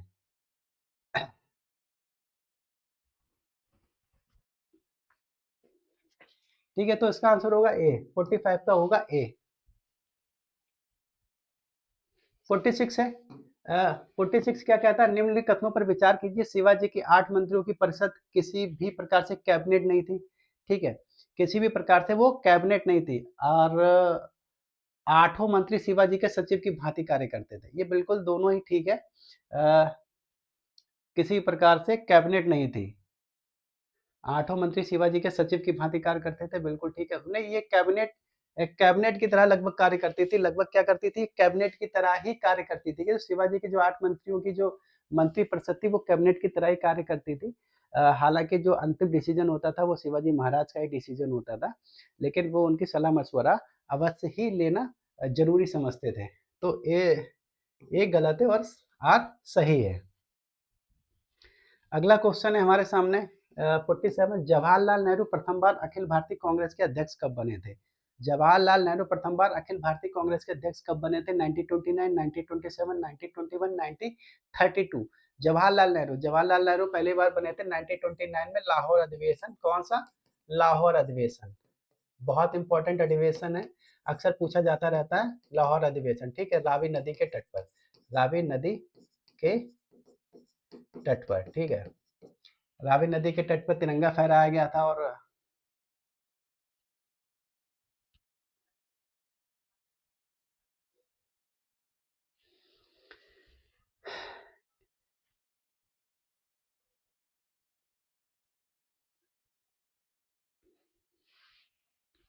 अभी ये दो चार क्वेश्चन कर लेते हैं, फिर हम लोग चर्चा करते हैं। ठीक है, 48 क्या कहता है, निम्नलिखित में से किस कृषक आंदोलन ने यह नारा दिया था कि सब भूमि का मालिक एक है? ठीक है, सब भूमि का मालिक एक है। कुका आंदोलन, चंपारण के नील बागान के कृषक आंदोलन, यूपी के 20वीं शताब्दी के प्रथम कृषक आंदोलन, प्रथमाद्र का कृषक आंदोलन, बंगाल के फराइजी आंदोलन। किसमें ये बात कही गई थी? ठीक है, सब भूमि का मालिक ईश्वर है, ये बात किसमें कही गई थी? ये बात कही गई बंगाल के फराइजी आंदोलन में। किसमें? बंगाल के फराइजी आंदोलन में, जिसकी जो जिसको नेतृत्व किया था हाजी सराय तुलना ने। फिर उसके बाद उसका नेतृत्व किया था किसने? दद्दू मीर ने। ठीक है, किसने नेतृत्व किया था उसके बाद? दद्दू मीर ने। 49 है, सुमेलित करना है। संस्थाएं दी गई हैं, संस्थाओं के सामने नाम दिए गए हैं, उनको हमको सुमेलित करना है। आदि ब्रह्म समाज। ठीक है, आदि ब्रह्म समाज की स्थापना किसने? भारतीय ब्रह्म समाज की स्थापना किसने की थी? आदि ब्रह्म समाज देवेंद्रनाथ टैगोर। जब ब्रह्म समाज डिवाइड हुआ था, तो आदि ब्रह्म समाज किसका? देवेंद्रनाथ टैगोर का कहला। पुराना जो ब्रह्म समाज था, वो देवेंद्रनाथ टैगोर के नेतृत्व में था, और जो नया ब्रह्म समाज बना था, वो केशव चंद्र सेन के नेतृत्व में था। तो इसको नेतृत्व में था, जिसको भारतीय ब्रह्म समाज कहा गया। थियोसोफिकल सोसाइटी कर्नल अलकट, 1872, कहाँ? न्यूयॉर्क में। और मैडम ब्लाडा वातास्की, सत्य शोधक समाज, ज्योतिबा फूले। ठीक, तो डी का एक, तो यही मेल खा जा रहा है। ए का 2, बी का 4, ए का 2, बी का 4, सी का 3 और डी का 1। 50, निम्नलिखित में से किसने गोरक्षा समितियां स्थापित की थी? 49 का बी, 49 का बी बिल्कुल ठीक है। 49 का बी बिल्कुल ठीक है। निम्नलिखित में से किसने गोरक्षा समितियां स्थापित की थी? निम्नलिखित में से किसने गोरक्षा समितियां स्थापित की थी? गोपाल कृष्ण गोखले, बाल गंगाधर तिलक, भीमराव अंबेडकर और महात्मा गांधी। गोरक्षा समितियां स्थापित की थी किसने? महात्मा गांधी ने। 51, निम्नलिखित दो स्थानों पर भारत भारत छोड़ो आंदोलन अधिक प्रभावी रहा था। जहाँ पे उन्होंने जहाँ पे ये जो कौन सी सरकार, समानतीय जो सरकारें बनी थी। ठीक है, समांतर सरकारें जो स्थापित हुई थी, मिदनापुर में, बलिया में, अमृतसर में, सूरत में, अधिक प्रभावी रहा था। तो ये था, एक मिदनापुर और एक था बलिया, 1 और 2। ठीक है, बलिया में जैसे चित्तू पांडे ने एक समांतर सरकार स्थापित की थी, और महाराष्ट्र में सतारा में, महाराष्ट्र के सतारा में वाईवी चौहान करके मेरे ख्याल से नाम था, जहाँ तक मुझे याद हो, उन्होंने एक समांतर सरकार स्थापित की थी। इसके अलावा मिदनापुर में भी सरकार स्थापित की गई थी। जो सबसे लंबी सरकार चली थी, वो सतारा की ही सरकार चली थी, समांतर सरकार। ठीक है, 20वीं शताब्दी के आरंभिक 2 दशकों में भारतीय राष्ट्रीय कांग्रेस का मुख्य लक्ष्य क्या था प्रारंभ में? ठीक है, प्रारंभ में भारतीय राष्ट्रीय कांग्रेस का मुख्य लक्ष्य क्या था? तो वो था स्वतंत्रता प्राप्त करना, स्वराज, उपनिवेशिक स्वायत्तता और प्रशासन में भारतीयों की पर्याप्त भागीदारी। ठीक है। क्वेश्चन बस 2-3 क्वेश्चन और है, ज्यादा क्वेश्चन नहीं, कोशिश की थी 50 रखूं, लेकिन 1-2 क्वेश्चन ऊपर निकल गए हैं। लेकिन आपके लिए तो अच्छा ही है ना, जितने ज्यादा हो जाए उतना अच्छा है। 1928 के बारडोली आंदोलन का नेतृत्व किसने किया था? 1928 में बारडोली आंदोलन किसने नेतृत्व? बारडोली किसान आंदोलन था जो गुजरात में हुआ था। 52 का डी। ठीक। तो महात्मा गांधी के अनुयायियों ने, कांग्रेस सोशलिस्ट पार्टी ने, वामपंथी दलों ने, किसान सभा ने। अभिनव निगम नमस्कार, कैसे हो? बढ़िया हो? तो महात्मा गांधी के अनुयायियों ने ये बात कही थी। महात्मा गांधी के अनुयायियों मतलब सरदार वल्लभ भाई पटेल। तो इसी में इनको सरदार की उपाधि दी गई थी, वल्लभ भाई पटेल को। नैतिक व्यवस्था के निरीक्षणकर्ता के रूप में किस वैदिक देवता का वर्णन हुआ है? नैतिक जो, कोई बात नहीं, आज पहली क्लास ही थी, के रूप में किस वैदिक देवता का वर्णन हुआ है? इंद्र, रुद्र, वरुण और विष्णु। नैतिक व्यवस्था का, ऋतु, नैतिक व्यवस्था के जो संरक्षककर्ता कौन थे? वरुण। ठीक है, कौन थे? वरुण। और इनको असुर भी कहा जाता है। ठीक है, इनको असुर भी कहा जाता है, इस चीज को ध्यान रखिएगा। 55 में यज्ञ संपादन का निरीक्षण किसका कर्तव्य था? 54 का ए। 54 का 54 का गीता जी ए नहीं है, 54 का सी है, वरुण। ठीक है, नैतिक व्यवस्था यानी ऋतु का जो संरक्षक थे वो थे वरुण देवता थे। कौन थे? वरुण देवता थे, जिनको असुर भी बोला जाता है, इस चीज को ध्यान रखिएगा। यज्ञ संपादन का निरीक्षण किसका कर्तव्य था? यज्ञ संपादन का निरीक्षण किसका, जो यज्ञ होता था उसका निरीक्षण कौन करता था? ठीक है। अद अद अध्वर्यु। अध्वर्यु क्या होता था? जो वैदिक यज्ञ करते थे, यजुर्वेद से संबंधित जो वैदिक यज्ञ करते थे पुरोहित, उनको अध्वर्यु बोला जाता था। होता क्या होते थे? होते थे जो ऋग्वेद से संबंधित जो करते थे। और उद्गाता कौन थे? उद्गाता जो सामवेद से संबंधित पुरोहित थे। ठीक है। और ब्रह्मा कौन थे? ब्रह्मा अर्थवेद से संबंधित पुरोहित थे। ब्रह्मा का कार्य था जो पूरी जो यज्ञ पद्धति होती थी उसका निरीक्षण करना। तो डी ब्रह्मा। ठीक है। तो ये क्लास दोस्तों यहीं पे खत्म हो जाती है। तो गीता जी अब बताइए आप क्या कह रहे हैं? तो ये क्लास यहीं पे खत्म हो जाती है। 55 का सी, 55 का बी है। ठीक है, गीता जी 55 का बी है। ये बहुत आसान से सवाल है, बेसिक क्वेश्चन है, बेसिक। देखिए मैं बार बार क्या कहता हूँ, जो हम लोग गलती क्या करते हैं, हम लोग गलती क्या करते हैं, बेसिक क्वेश्चनों को कभी कभी क्या होते हैं, इग्नोर कर देते हैं। और इग्नोर करने का नतीजा ये होता है कि ऐसा नहीं, पता नहीं होता है, आपको पता होता है, लेकिन मतलब एक छोटा सा कंफ्यूजन क्रिएट होता है। वो छोटा सा कंफ्यूजन क्रिएट होने के बाद वो क्या करता है, वो क्वेश्चन आपको गलत गलत कराने की तरफ आपका इशारा कर बैठता है। ठीक। तो अभिनव पेपर कैसा हुआ था तुम्हारा? एलटी का?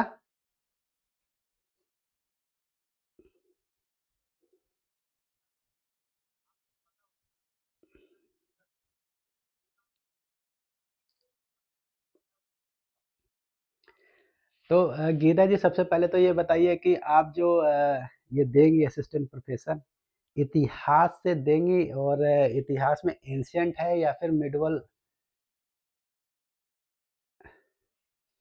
तो सबसे पहले तो यही है कि मैं पूछ रहा हूँ कि कितने क्वेश्चन, मतलब कह रहा हूँ किस इतिहास के किस हिस्से में आप हैं। एक होता है, एक जैसे एंशिएंट हिस्ट्री है, एंशिएंट हिस्ट्री का अलग पेपर होता है। ठीक है। और बाकी का जो इतिहास है जिसमें मॉडर्न और मिडवल दोनों शामिल होता है, उसका एक अलग पेपर होता है। ठीक। तो सबसे पहली चीज़ तो आप हमें ये बताएं सर, तैयारी भी करवा दो। सबसे पहली बात तो ये है कि आप मुझे ये बताएं कि आपके पास कौन सा सब्जेक्ट है, एंशिएंट है या फिर हिस्ट्री है? एंशिएंट हिस्ट्री से आपने डाला है कि आप इतिहास से आपने डाला है, सिर्फ हिस्ट्री से डाला है? अगर हिस्ट्री में क्या ना, जैसे जैसे ये असिस्टेंट प्रोफेसर का ये जो शिक्षा आयोग कराता है, इसमें जो असिस्टेंट प्रोफेसर में ना एंशिएंट हिस्ट्री का अलग पेपर आता है, अलग से वैकेंसी आती है। ठीक है। और हिस्ट्री की अलग से आती हैं। और चूँकि जैसा मेरा एंशिएंट हिस्ट्री था, इसमें क्या होता है, अच्छा प्राचीन से है, ठीक है। चलिए अच्छी बात है। प्राचीन से है। तो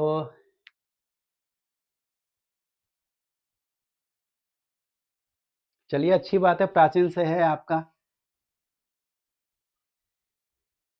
तो इसमें क्वेश्चन देखिए, क्वेश्चन 100 क्वेश्चन आते हैं। 100 क्वेश्चन में से 30 क्वेश्चन आपके जीएस के होंगे और बाकी के 70 क्वेश्चन आपके किसके होंगे? आपके खुद के सब्जेक्ट के होंगे, ठीक है? 30 क्वेश्चन आपके जीएस के, जीएस में आपके सब कुछ शामिल होगा, उसमें हिस्ट्री भी आएगी, ज्योग्राफी भी आएगी, पॉलिटी भी आएगी, कंप्यूटर भी आ सकता है और कभी-कभी स्टैटिक्स भी पूछ लेते हैं, ठीक? और एनवायरनमेंट भी है, ठीक है? तो ये 30 क्वेश्चन में आता है पूरे। और इतिहास तो आपका तैयार हो ही रहा है, तो इतिहास तो एक्स्ट्रा पढ़ना नहीं है, आपको ज्योग्राफी पढ़ना होगा और पॉलिटी पढ़ना होगा, एनवायरनमेंट पढ़ना होगा और थोड़ा-सा कंप्यूटर पढ़ना होगा, ये सब कुछ चीज़ें आपको पढ़नी होगी और करंट भी उसमें पूछा जाता है। तो ये पूरा उसका सिलेबस है, ठीक है? नेगेटिव मार्किंग नहीं है उसमें, ठीक? तो छोटा-सा ये है कि अगर आप रेगुलर क्लास में आएँगे, तो आपको 100% बेनिफिट ज़रूर मिलेगा और मुझे लगता है अगर आप रेगुलर आती हैं, तो आप कुछ न कुछ यहाँ से लेके ज़रूर जाएँगी। आपको नुकसान नहीं होगा, इसकी गारंटी है, नुकसान नहीं होगा, फ़ायदा ही होगा। और पढ़ने का तरीका आपको बता चुका हूँ। अ, एंशिएंट अगर आप पढ़ रही हैं, ठीक, अप्रैल है। अगर आपने एंशिएंट पढ़ रखा है, तो जैसे मैं पर्सनली जो बुक का इस्तेमाल करता हूँ, केसी श्रीवास्तव और झा और श्रीमाली की जो एंशिएंट हिस्ट्री पढ़ता हूँ। नेगेटिव तो नहीं है और ठीक है। तो 2 किताबें हैं, मैं 2 किताबें पढ़ता हूँ, इसके अलावा और किताबें नहीं पढ़ता हूँ। उसके अलावा जो पेपर हैं, पुराने जो पेपर हैं, आप उनको सॉल्व कीजिए, प्रॉपर सॉल्व कीजिए। रोज़ आपको कम से कम कोशिश कीजिए 2 घंटे, 3 घंटे आपको पेपर सॉल्व करने हैं, मतलब पुराने पेपर देखने हैं, उनको पढ़ना है और उनसे जो इम्पोर्टेंट फैक्ट्स हैं, उन फैक्ट्स का आपको नोट्स बना लेना है, ठीक? और दूसरी चीज़ है कि आपको थोड़ी-सी टर्मिनोलॉजी पढ़नी पड़ेगी। टर्मिनोलॉजी का मतलब जैसे चौल-कालीन जो टर्मिनोलॉजी थी, जो कि रास्तों को क्या कहते थे, सेना को क्या कहते थे, बहुत सारी चीज़ें हैं। वो बेसिक टर्मिनोलॉजी आपको पढ़नी पड़ेगी, जहाँ से आपको मिल जाए आप पढ़ लीजिएगा, ठीक है? तो ये जो बेसिक है, तैयारी का जो बेसिक तरीका है, यही तरीका है और किताबें हैं तो किताबों से पढ़िए और प्रॉपर क उसका इस्तेमाल ज़रूर करिए। पुराने पेपर ज़रूर पढ़िए, उनसे आपको बहुत फ़ायदा होगा पुराने पेपरों से। अरे! मैं अकेला आदमी क्या-क्या करवा दूँगा। जीके का मतलब है ना, जीके का मतलब मुझे पूरी ज्योग्राफ़ी पढ़ानी। एक काम कीजिए, ठीक है? अब क्या है ना, जैसे हम लोग एएसओ का क्लास स्टार्ट करने वाले हैं अभी हाल में ही, तो उसमें उसमें हमारा जो जीएस में हिस्ट्री होगा और पॉलिटी होगा, ज्योग्राफी होगा, 3 पोर्शन और एनवायरनमेंट है कुछ पोर्शन और इसके अलावा कुछ टेक्नोलॉजी का, विज्ञान और टेक्नोलॉजी का कुछ हिस्सा है। तो ये सब चीज़ें हैं और यूपी स्पेशल है। तो आप चाहें तो उसमें जुड़ सकती हैं, देख सकती हैं क्योंकि इनफैक्ट क्योंकि 30 क्वेश्चन अलग से करवाना बहुत मुश्किल है मेरे लिए और हालाँकि मैं समय नहीं है ना क्योंकि मुझे ऐसा ना मुझे खुद भी थोड़ा बहुत स्टडी करना पड़ता है, पेपर भी प्रिपेयर करने पड़ते हैं, यहाँ आके पढ़ाना भी है। अभी 2-4 बैच और स्टार्ट करने वाले हैं और एक एएसओ के स्टार्ट करने वाले हैं, वहाँ भी पढ़ाना है और इसके अलावा जो असिस्टेंट जो यूजीसी नेट का फर्स्ट पेपर जल्दी हम लोग शुरू करने वाले हैं। हो सकता है कि नेक्स्ट मंथ से हम लोग देखिए यूजीसी नेट वगैरह की अगर गीता जी आपकी नज़र में यूजीसी नेट वगैरह की कोई प्रिपरेशन कर रहा हो तो ज़रूर बताइएगा कि हम लोग यूजीसी नेट का फर्स्ट पेपर जल्दी शुरू करने वाले हैं। कोई अगर एडमिशन लेना चाहता हो तो उसको अ, तो बताइएगा और इसके अलावा एएसओ में जो लोग एडमिशन लेना चाहते हैं वो भी आप लोग चाहें तो उनमें जॉइन कर सकते हैं, हालाँकि आपके मतलब का बहुत कुछ नहीं होगा। तो जीएस के लिए मैं छोटा-सा आपको एडवाइस दे दूँ। अगर आप मान पाएँ तो जीएस बहुत टफ नहीं आता है। पहली चीज़ बहुत बेसिक क्वेश्चन आते हैं, बहुत साधारण क्वेश्चन आते हैं। अगर आप लूसेंट पढ़ पाएँ तो, दिन में 2 घंटा आप लूसेंट पढ़िए, ठीक है? डेढ़ से 2 घंटा आप लूसेंट पढ़िए रोज़। सर मेरा केवल टीजीटी है। अभिनव यार, तुम्हारा एलटी का पेपर था, कैसा हुआ इतिहास का पोर्शन?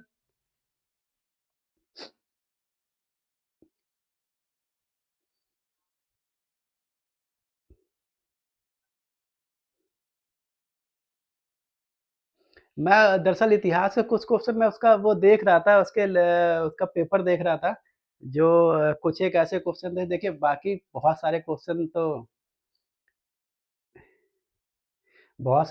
तो देखिए, हम सब लोग इतिहास एक जैसे ही पढ़ाते हैं, बहुत सारे क्वेश्चन सभी के फँसे हैं, 20-22 तो लगभग सभी के फँसे होंगे। लेकिन मेरा जो मेन मकसद था, कुछ ऐसे क्वेश्चन कराना जो आपकी थोड़ी-सी हेल्प कर दें।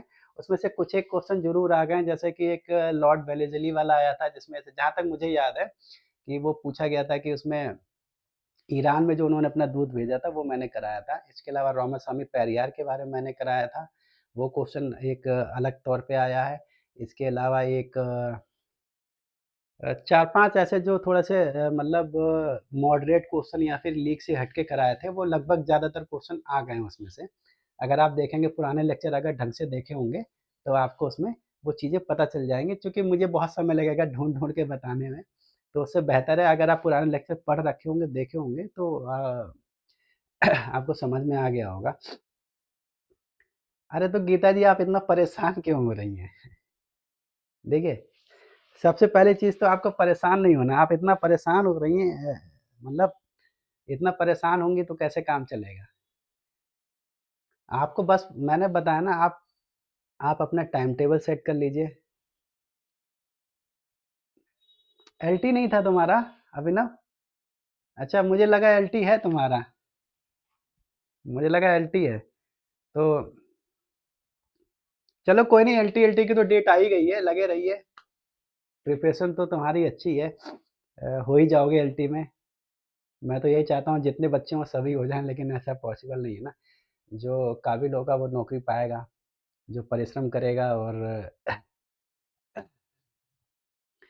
तो गीता जी, आप बिल्कुल हेजिटेट मत होइए, मैं पहले ही बता चुका हूँ, आप बस एक प्रिपरेशन करिए बेहतर ढंग से, और उसको अच्छे से पढ़िए चीज़ों को, नोट्स खुद के बनाइए। इस स्पेसिफाइड आप पढ़ते समय जब आप यूथ पढ़ेंगी, अगर आप उसमें डिस्क्रिप्शन पढ़ेंगी, उसमें से कुछ आपको पॉइंट अगर अच्छे लगते हैं, उसको आप लिख लीजिए कहीं अलग से। फिर उन नोट्स को आप लोग देखते रहिए, टर्मिनोलॉजी इतिहास की है, गुप्ता डायनेस्टी की जो वास्तुकला है, दक्षिण भारत की वास्तुकला, ये सब चीज़ें आपको पढ़नी पड़ेंगी, थोड़ा-सा उस पे फ़ोकस करना पड़ेगा।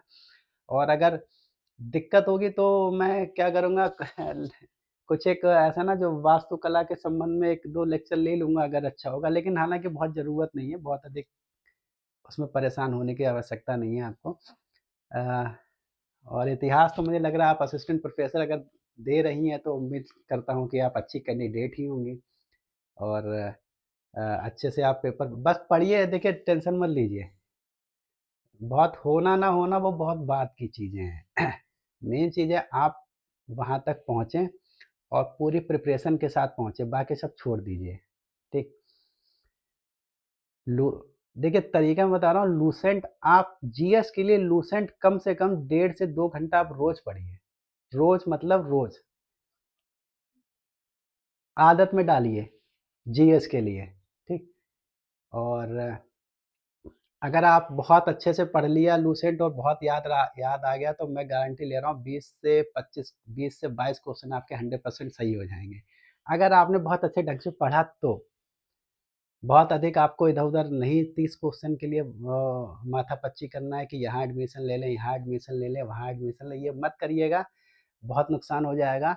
अपने पे भरोसा रखिए, लूसेंट बहुत अच्छे ढंग से पढ़िए। इसके अलावा थोड़ा बहुत अपना इतिहास जब आप पढ़ेंगी, यूथ पढ़ेंगी, तो उसमें आपका प्रिपरेशन होती रहेगी, ठीक है? बहुत बेसिक क्वेश्चन आते हैं, 30 क्वेश्चन जो आते हैं बहुत बेसिक क्वेश्चन होते हैं, बहुत टफ क्वेश्चन नहीं होते हैं। आप पुराने पेपर देखिएगा, आपको पता चल जाएगा।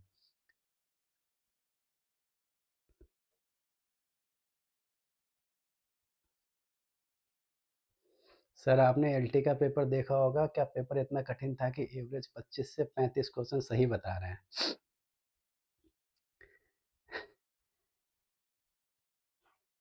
नहीं इतना पेपर अच्छा आया था। पेपर एलटी का जो पेपर आया था, वो मैं बता तो रहा हूँ, अभिनव मैं बता रहा हूँ कि मैंने उसमें बहुत से जो क्वेश्चन लीक से हट के बताए थे, 4-5 कुछ क्वेश्चन उसमें से फँस गए हैं। उसको देखना, अगर एलटी का पेपर आपको मिले तो उसमें देखना, जैसे कि मैंने एक लॉर्ड वेलेज़ली से जुड़ा हुआ बताया था, जहाँ पे इन्होंने ईरान में अपने राजदूत भेजे थे। 2 मुस्लिम राजदूत भेजे थे, उनके बारे में मैंने आपको पढ़ाया था। तो वो आ गया है। रामास्वामी पेरियार के बारे में बताया था, वो एक क्वेश्चन आया है। और एक और 3 से 4 क्वेश्चन जो नए मैंने बताए थे, वो 3 से 4 क्वेश्चन आ गए हैं इसमें। मुझे ढंग से याद नहीं आ रहा, ये 2-3 क्वेश्चन बहुत बेसिक क्वेश्चन जो मैंने बताए थे, वो आ गए हैं उसमें।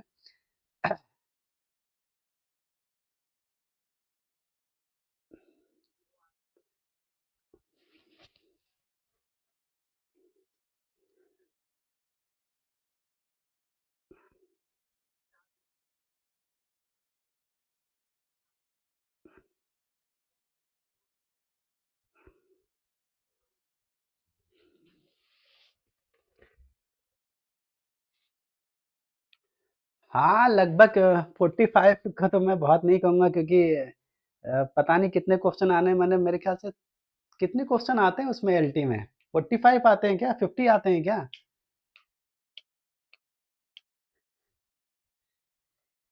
मुझे तो याद भी नहीं है कितने क्वेश्चन थे, लेकिन क्वेश्चन बहुत मतलब देखिए, एक क्वेश्चन जो थे मैंने देखे थे, क्वेश्चन बहुत मतलब बहुत साधारण नहीं थे, बहुत टफ नहीं थे, एवरेज क्वेश्चन थे। अच्छी जिसकी स्टडी रही होगी, बहुत अच्छे से पढ़ा होगा, वो 40 से 45 आराम से कर सकता था। जिसकी बहुत अच्छी स्टडी रही होगी, जैसे तुम्हारा बहुत अच्छा, मैं देखता हूँ जब आते हो यहाँ पे, तुम्हारा बहुत अच्छा रहता है, तुम आराम से मुझे लगता है 40 से 45 के बीच में सही कर सकते थे।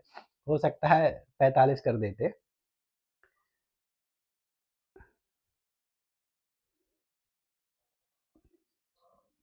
हाँ, अगर गीता जी, अगर आपने प्राचीन इतिहास से फॉर्म भरा है, तो आपको सिर्फ़ और सिर्फ़ प्राचीन इतिहास ही पढ़ना है, कुछ और मत पढ़ने लगिएगा कि मॉडर्न और मिडीवल आप पढ़ने लगें। सिर्फ़ आपको प्राचीन भारत का इतिहास ही पढ़ना है, अगर आपने प्राचीन भारत से डाला हुआ है तो। इस चीज़ को ध्यान रखिएगा।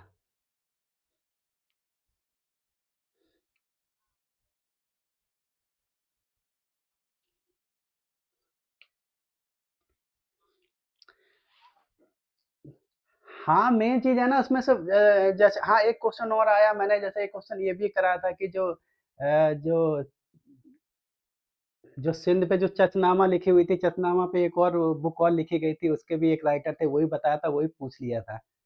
तो ये 3-4 को न क्वेश्चन मैंने एक एज़ अ डिफरेंशियल के रूप में कराए थे, वो काफ़ी क्वेश्चन पूछ लिए गए। लेकिन चलो कोई बात नहीं है, ये प्रमोशन वाली बात नहीं है, लेकिन आपसे बस लागू लोगों से यही है, मैं हमेशा कहता हूँ, मैं अगर 50 क्वेश्चन करा रहा हूँ, 50 में से 6 से 7 question as a differential question आपके सामने ज़रूर रखूँगा। मुझे नहीं पता वो आएँगे, नहीं आएँगे, लेकिन मैं समझता हूँ वो हो सकता है मे बी आ जाएँ।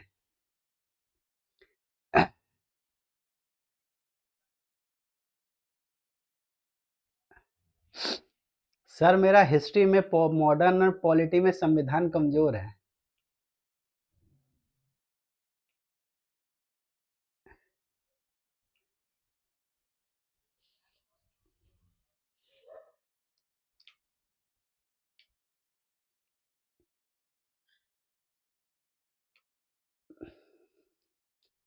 अरे! अरे गीता जी, टॉपिक वॉपिक नहीं है इसमें कुछ, ठीक है? टॉपिक वॉपिक के चक्कर में मत पड़िए। एंशिएंट मतलब एंशिएंट, पूरा पढ़ डालिए, शुरू से लेके आखिर तक। टॉपिक वॉपिक के चक्कर में नहीं पढ़ना है आपको कि ये टॉपिक इम्पोर्टेंट है, ये टॉपिक इसका कोई, देखिए, मैं बार-बार कह रहा हूँ कि कॉम्पिटिशन का कोई बेंचमार्क नहीं है। आप ये मत सोचिए कि ये टॉपिक ज़्यादा पढ़ लेंगे कि मौर्य डायनेस्टी पढ़ लें, यहीं से 10 क्वेश्चन आ जाएँगे। ऐसा नहीं है, ठीक है? क्योंकि आप असिस्टेंट प्रोफ़ेसर का एग्ज़ाम देंगे तो उसका लेवल बहुत हाई होता है और ऊट-पटांग क्वेश्चन पूछे जाते हैं। मैं बता रहा हूँ कि बहुत इस बार जो बहुत ऊट-पटांग क्वेश्चन पूछे गए थे, इससे पिछली बार जो हुआ था वो तो बहुत अच्छा को पेपर था, लेकिन इस बार का जो पेपर था बहुत ऊट-पटांग पेपर था। अनाप-शनाप पूछा गया था। अब मतलब इस प्रकार से पूछा गया था, अब वेद पुराणों से चीज़ें, मतलब पौराणिक चीज़ें पूछी गई। पौराणिक चीज़ें हम लोग इतिहास में कहाँ पढ़ते हैं? हैं? ठीक है? तो अगर किसी से पौराणिक संबंध पूछ लिया जाएगा, कौन किसका नाना, दादा, चाचा, ताई था, तो हम लोग कैसे बता सकते हैं? तो इस प्रकार से अगर क्वेश्चन आ जाएँ, तो आप उस पे फ़ोकस मत करिएगा, ड्रॉप करिएगा, आगे बढ़िएगा। क्योंकि वो आपको भी नहीं पता होंगे, मुझे भी नहीं पता होंगे। देखिए, वहाँ पे हम सबकी स्थिति एक जैसी रहेगी।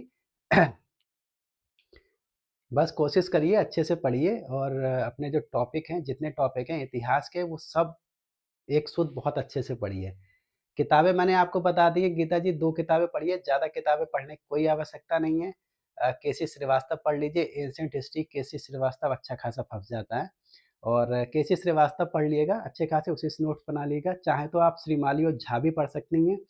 इसके अलावा जीएस के लिए मैंने आपको लूसेंट बताया, लूसेंट 2 घंटे, डेढ़ से 2 घंटे रोज़ पढ़िए, ठीक है? पैटर्न में डाल लीजिए आप और पुराने पेपर आपको रोज़ ही सॉल्व करने की कोशिश कीजिए, कम से कम 2 पेपर सॉल्व करें और उन 2 पेपरों में जो भी आप डिस्क्रिप्शन पढ़ें, उसका जो डिस्क्रिप्शन होता है, पूरा एलैबोरेट किया जाता है, उसको आप पढ़ें, तो उसमें से आप कुछ पॉइंट्स होते हैं, उसको नोट डाउन कर लें अपने उसमें, जो अच्छे लगें कि यार ये पॉइंट्स नोट डाउन करने लायक हैं, ठीक? और अभिनव तुम टेंशन मत लो, तुम्हारा तो 100% सिलेक्शन हो जाएगा, तुम्हारा पेपर तो तैयार है।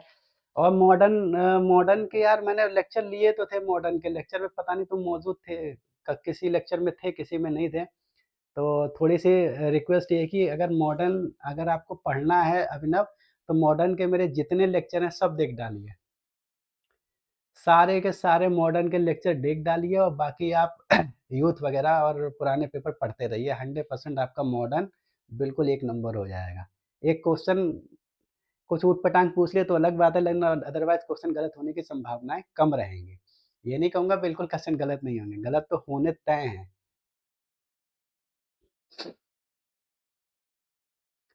नेगेटिव नहीं है, ठीक है? नेगेटिव नहीं है गीता जी, नेगेटिव नहीं है, टेंशन मत लीजिए, घबराइए मत और जैसे मैं बता रहा हूँ वैसे पढ़ते रहिए और अगर आप यहाँ आ पाएँ रोज़, 10 बजे से क्लास है, 50 क्वेश्चन रोज़ रहेंगे, तो 10 बजे से क्लास है, उस क्लास में अगर आप आएँगी, तो मैं अ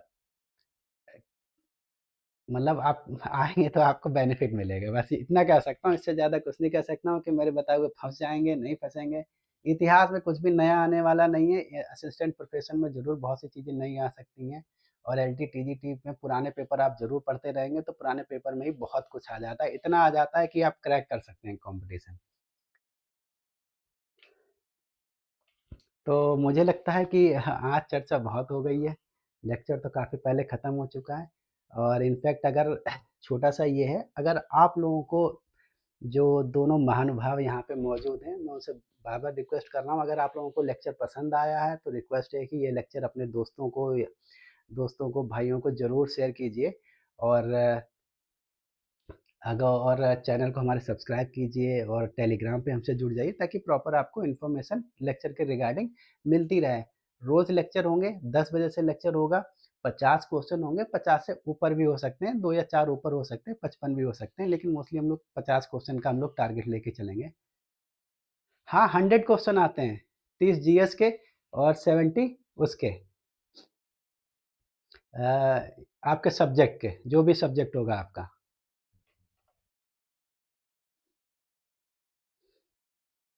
तो यही है कि आप लोग बस ध्यान रखिए अपना, पढ़ने पे ध्यान रखिए, फ़ोकस करिए और आप पता नहीं इतना ज़्यादा घबराई हुई क्यों है ये समझ नहीं आ रहा है। अभी तो समय है, प्रिपरेशन भी मुझे लगता है आपकी ठीक ही ठाक होगी। घबराने की आवश्यकता नहीं है, बस आपको पढ़ने की ज़रूरत है गीता जी, ठीक है? सिर्फ़ आपको पढ़ने की ज़रूरत है, घबराने की बिल्कुल ज़रूरत नहीं, सिर्फ़ पढ़िए।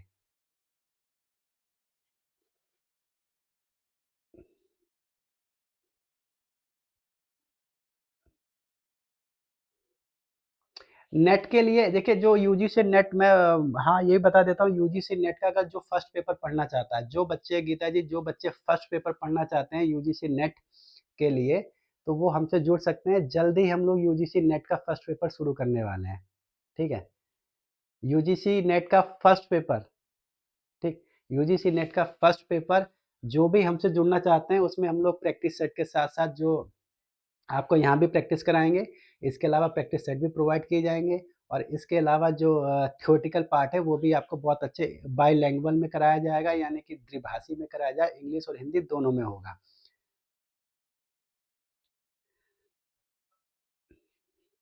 ठीक है? तो आप लोगों से यही रिक्वेस्ट है, आप लोग आइए और पार्टिसिपेट कीजिए। और मैं बार-बार कह रहा हूँ, अभी फ्री ऑफ कॉस्ट क्लासेस हैं, कोई अभी पैसा नहीं है, आगे का मैं कुछ नहीं कह सकता हूँ, क्योंकि देखिए ज़रूरतें, पैसा क्या है ना, हम सभी की ज़रूरत है। मेरी भी ज़रूरत है, आपकी भी ज़रूरत है, और मैं तो वैसे ही फाइनेंशियल क्राइसिस से गुज़र रहा हूँ। तो फिलहाल अभी तो फ्री ऑफ कॉस्ट है, आपको कोई पैसा नहीं देना है, और उम्मीद करता हूँ देखते हैं आगे हम लोग। लेकिन जीएस, यूजीसी नेट के लिए first paper free of cost नहीं होगा। ये जो एलटी, टीजीटी, पीजीटी है, ये आपका फ्री ऑफ कॉस्ट चलता रहेगा। ठीक? कोशिश करूँगा फ्री ऑफ कॉस्ट चलाता रहूँगा, लेकिन अगर कल को प्राइस भी रखे तो बहुत मिनिमम कॉस्ट होगी कि आप लोग बियर कर पाएँगे बहुत ईज़ी से।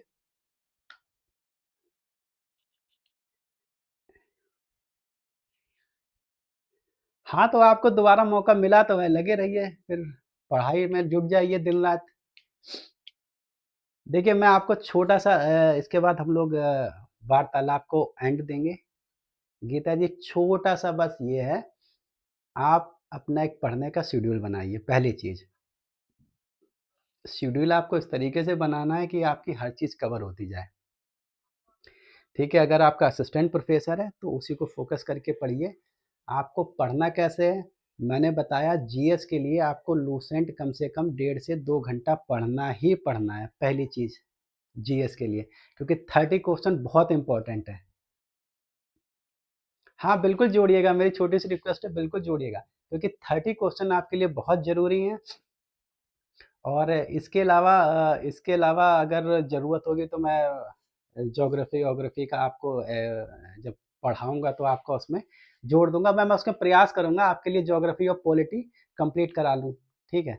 आप लोग उससे भी जुड़ जाइएगा, तो उसमें जीएस में भी आपको कुछ लाभ ज़रूर मिलेगा। मैं जो एसओ की शुरू करूँगा तो आपको कोशिश करूँगा उसमें कुछ बेनिफिट आपको देने का प्रयास करूँ। हालाँकि वो फ्री ऑफ कॉस्ट नहीं होगा, लेकिन मैं कोशिश करूँगा कम से कम मैं आपका जीएस का पोर्शन उसमें से कुछ हिस्सा आपके लिए करवा दूँगा। आपके लिए मतलब फ़ायदेमंद होगा। और कहाँ पे थे हम लोग? स्टडी लेवल पे थे। लूसेंट आपको 2 घंटा पढ़नी है, जीएस के लिए, ठीक है? करंट अभी आप बिल्कुल मत पढ़िएगा, ठीक? और करंट बहुत कुछ आता भी नहीं है। तो और इसके अलावा आपको लूसेंट के अलावा अपना सब्जेक्ट पढ़ना है। कोशिश कीजिएगा शुरू के मॉर्निंग में लूसेंट 2 घंटे, फिर उसके बाद थोड़ा बहुत गैप लेने के बाद आप उसमें थोड़ा-सा उसके अलावा आप उसमें जाके सब्जेक्ट ले सकते हैं, किताबों का अध्ययन कीजिए, 4 घंटे किताबें पढ़िए, और फिर शाम को पोर्शन रखिए, शाम को आप अपना पोर्शन रखिए पुराने पेपर सॉल्व करने का, और रात को 10 बजे से 11 बजे तक हमारी क्लास में आइए। बस इतना करना है आपको, और कुछ नहीं करना है। कम से कम 8 घंटे रेगुलर पढ़ाई करनी है आपको, 8 घंटे कम से कम अप्रैल तक रेगुलर पढ़ना है, इससे कम नहीं पढ़ना है, ठीक? तो चलिए दोस्तों, कल आपसे फिर से मुलाकात होगी, और उम्मीद करता हूँ आपको हमारा लेक्चर पसंद आया होगा। अगर आपको लेक्चर पसंद आया है तो आप इसको, हमारे चैनल को ना सब्सक्राइब कीजिए, उसके अलावा चाहें तो दूसरे लोगों को भी जोड़ सकते हैं, उन्हें भी सर्कुलेट कर सकते हैं। तो जुड़ने के लिए मैं पहले ही बता चुका हूँ, जुड़ने के लिए आप लोग हमारी जो नंबर है, ये सामने नंबर दिया हुआ है आपको। गीता जी, सामने नंबर दिया हुआ है, इस नंबर पे टेलीग्राम से जुड़ जाइएगा, जो भी इन्फॉर्मेशन होगी आपको मिल जाएगी। अभिनव, ये कह रहा हूँ लगातार क्लासेस में आना, ठीक है? लगातार क्लासेस आना, टीजीटी तुम्हारा बहुत अच्छा तैयार है, 100% हो जाएगा। बस प्रैक्टिस पे ध्यान देते रहना, ढील मत देना। बस 2 काम करना, प्रैक्टिस करते रहना, ढील नहीं देनी है। बाकी 100% हो जाएगा।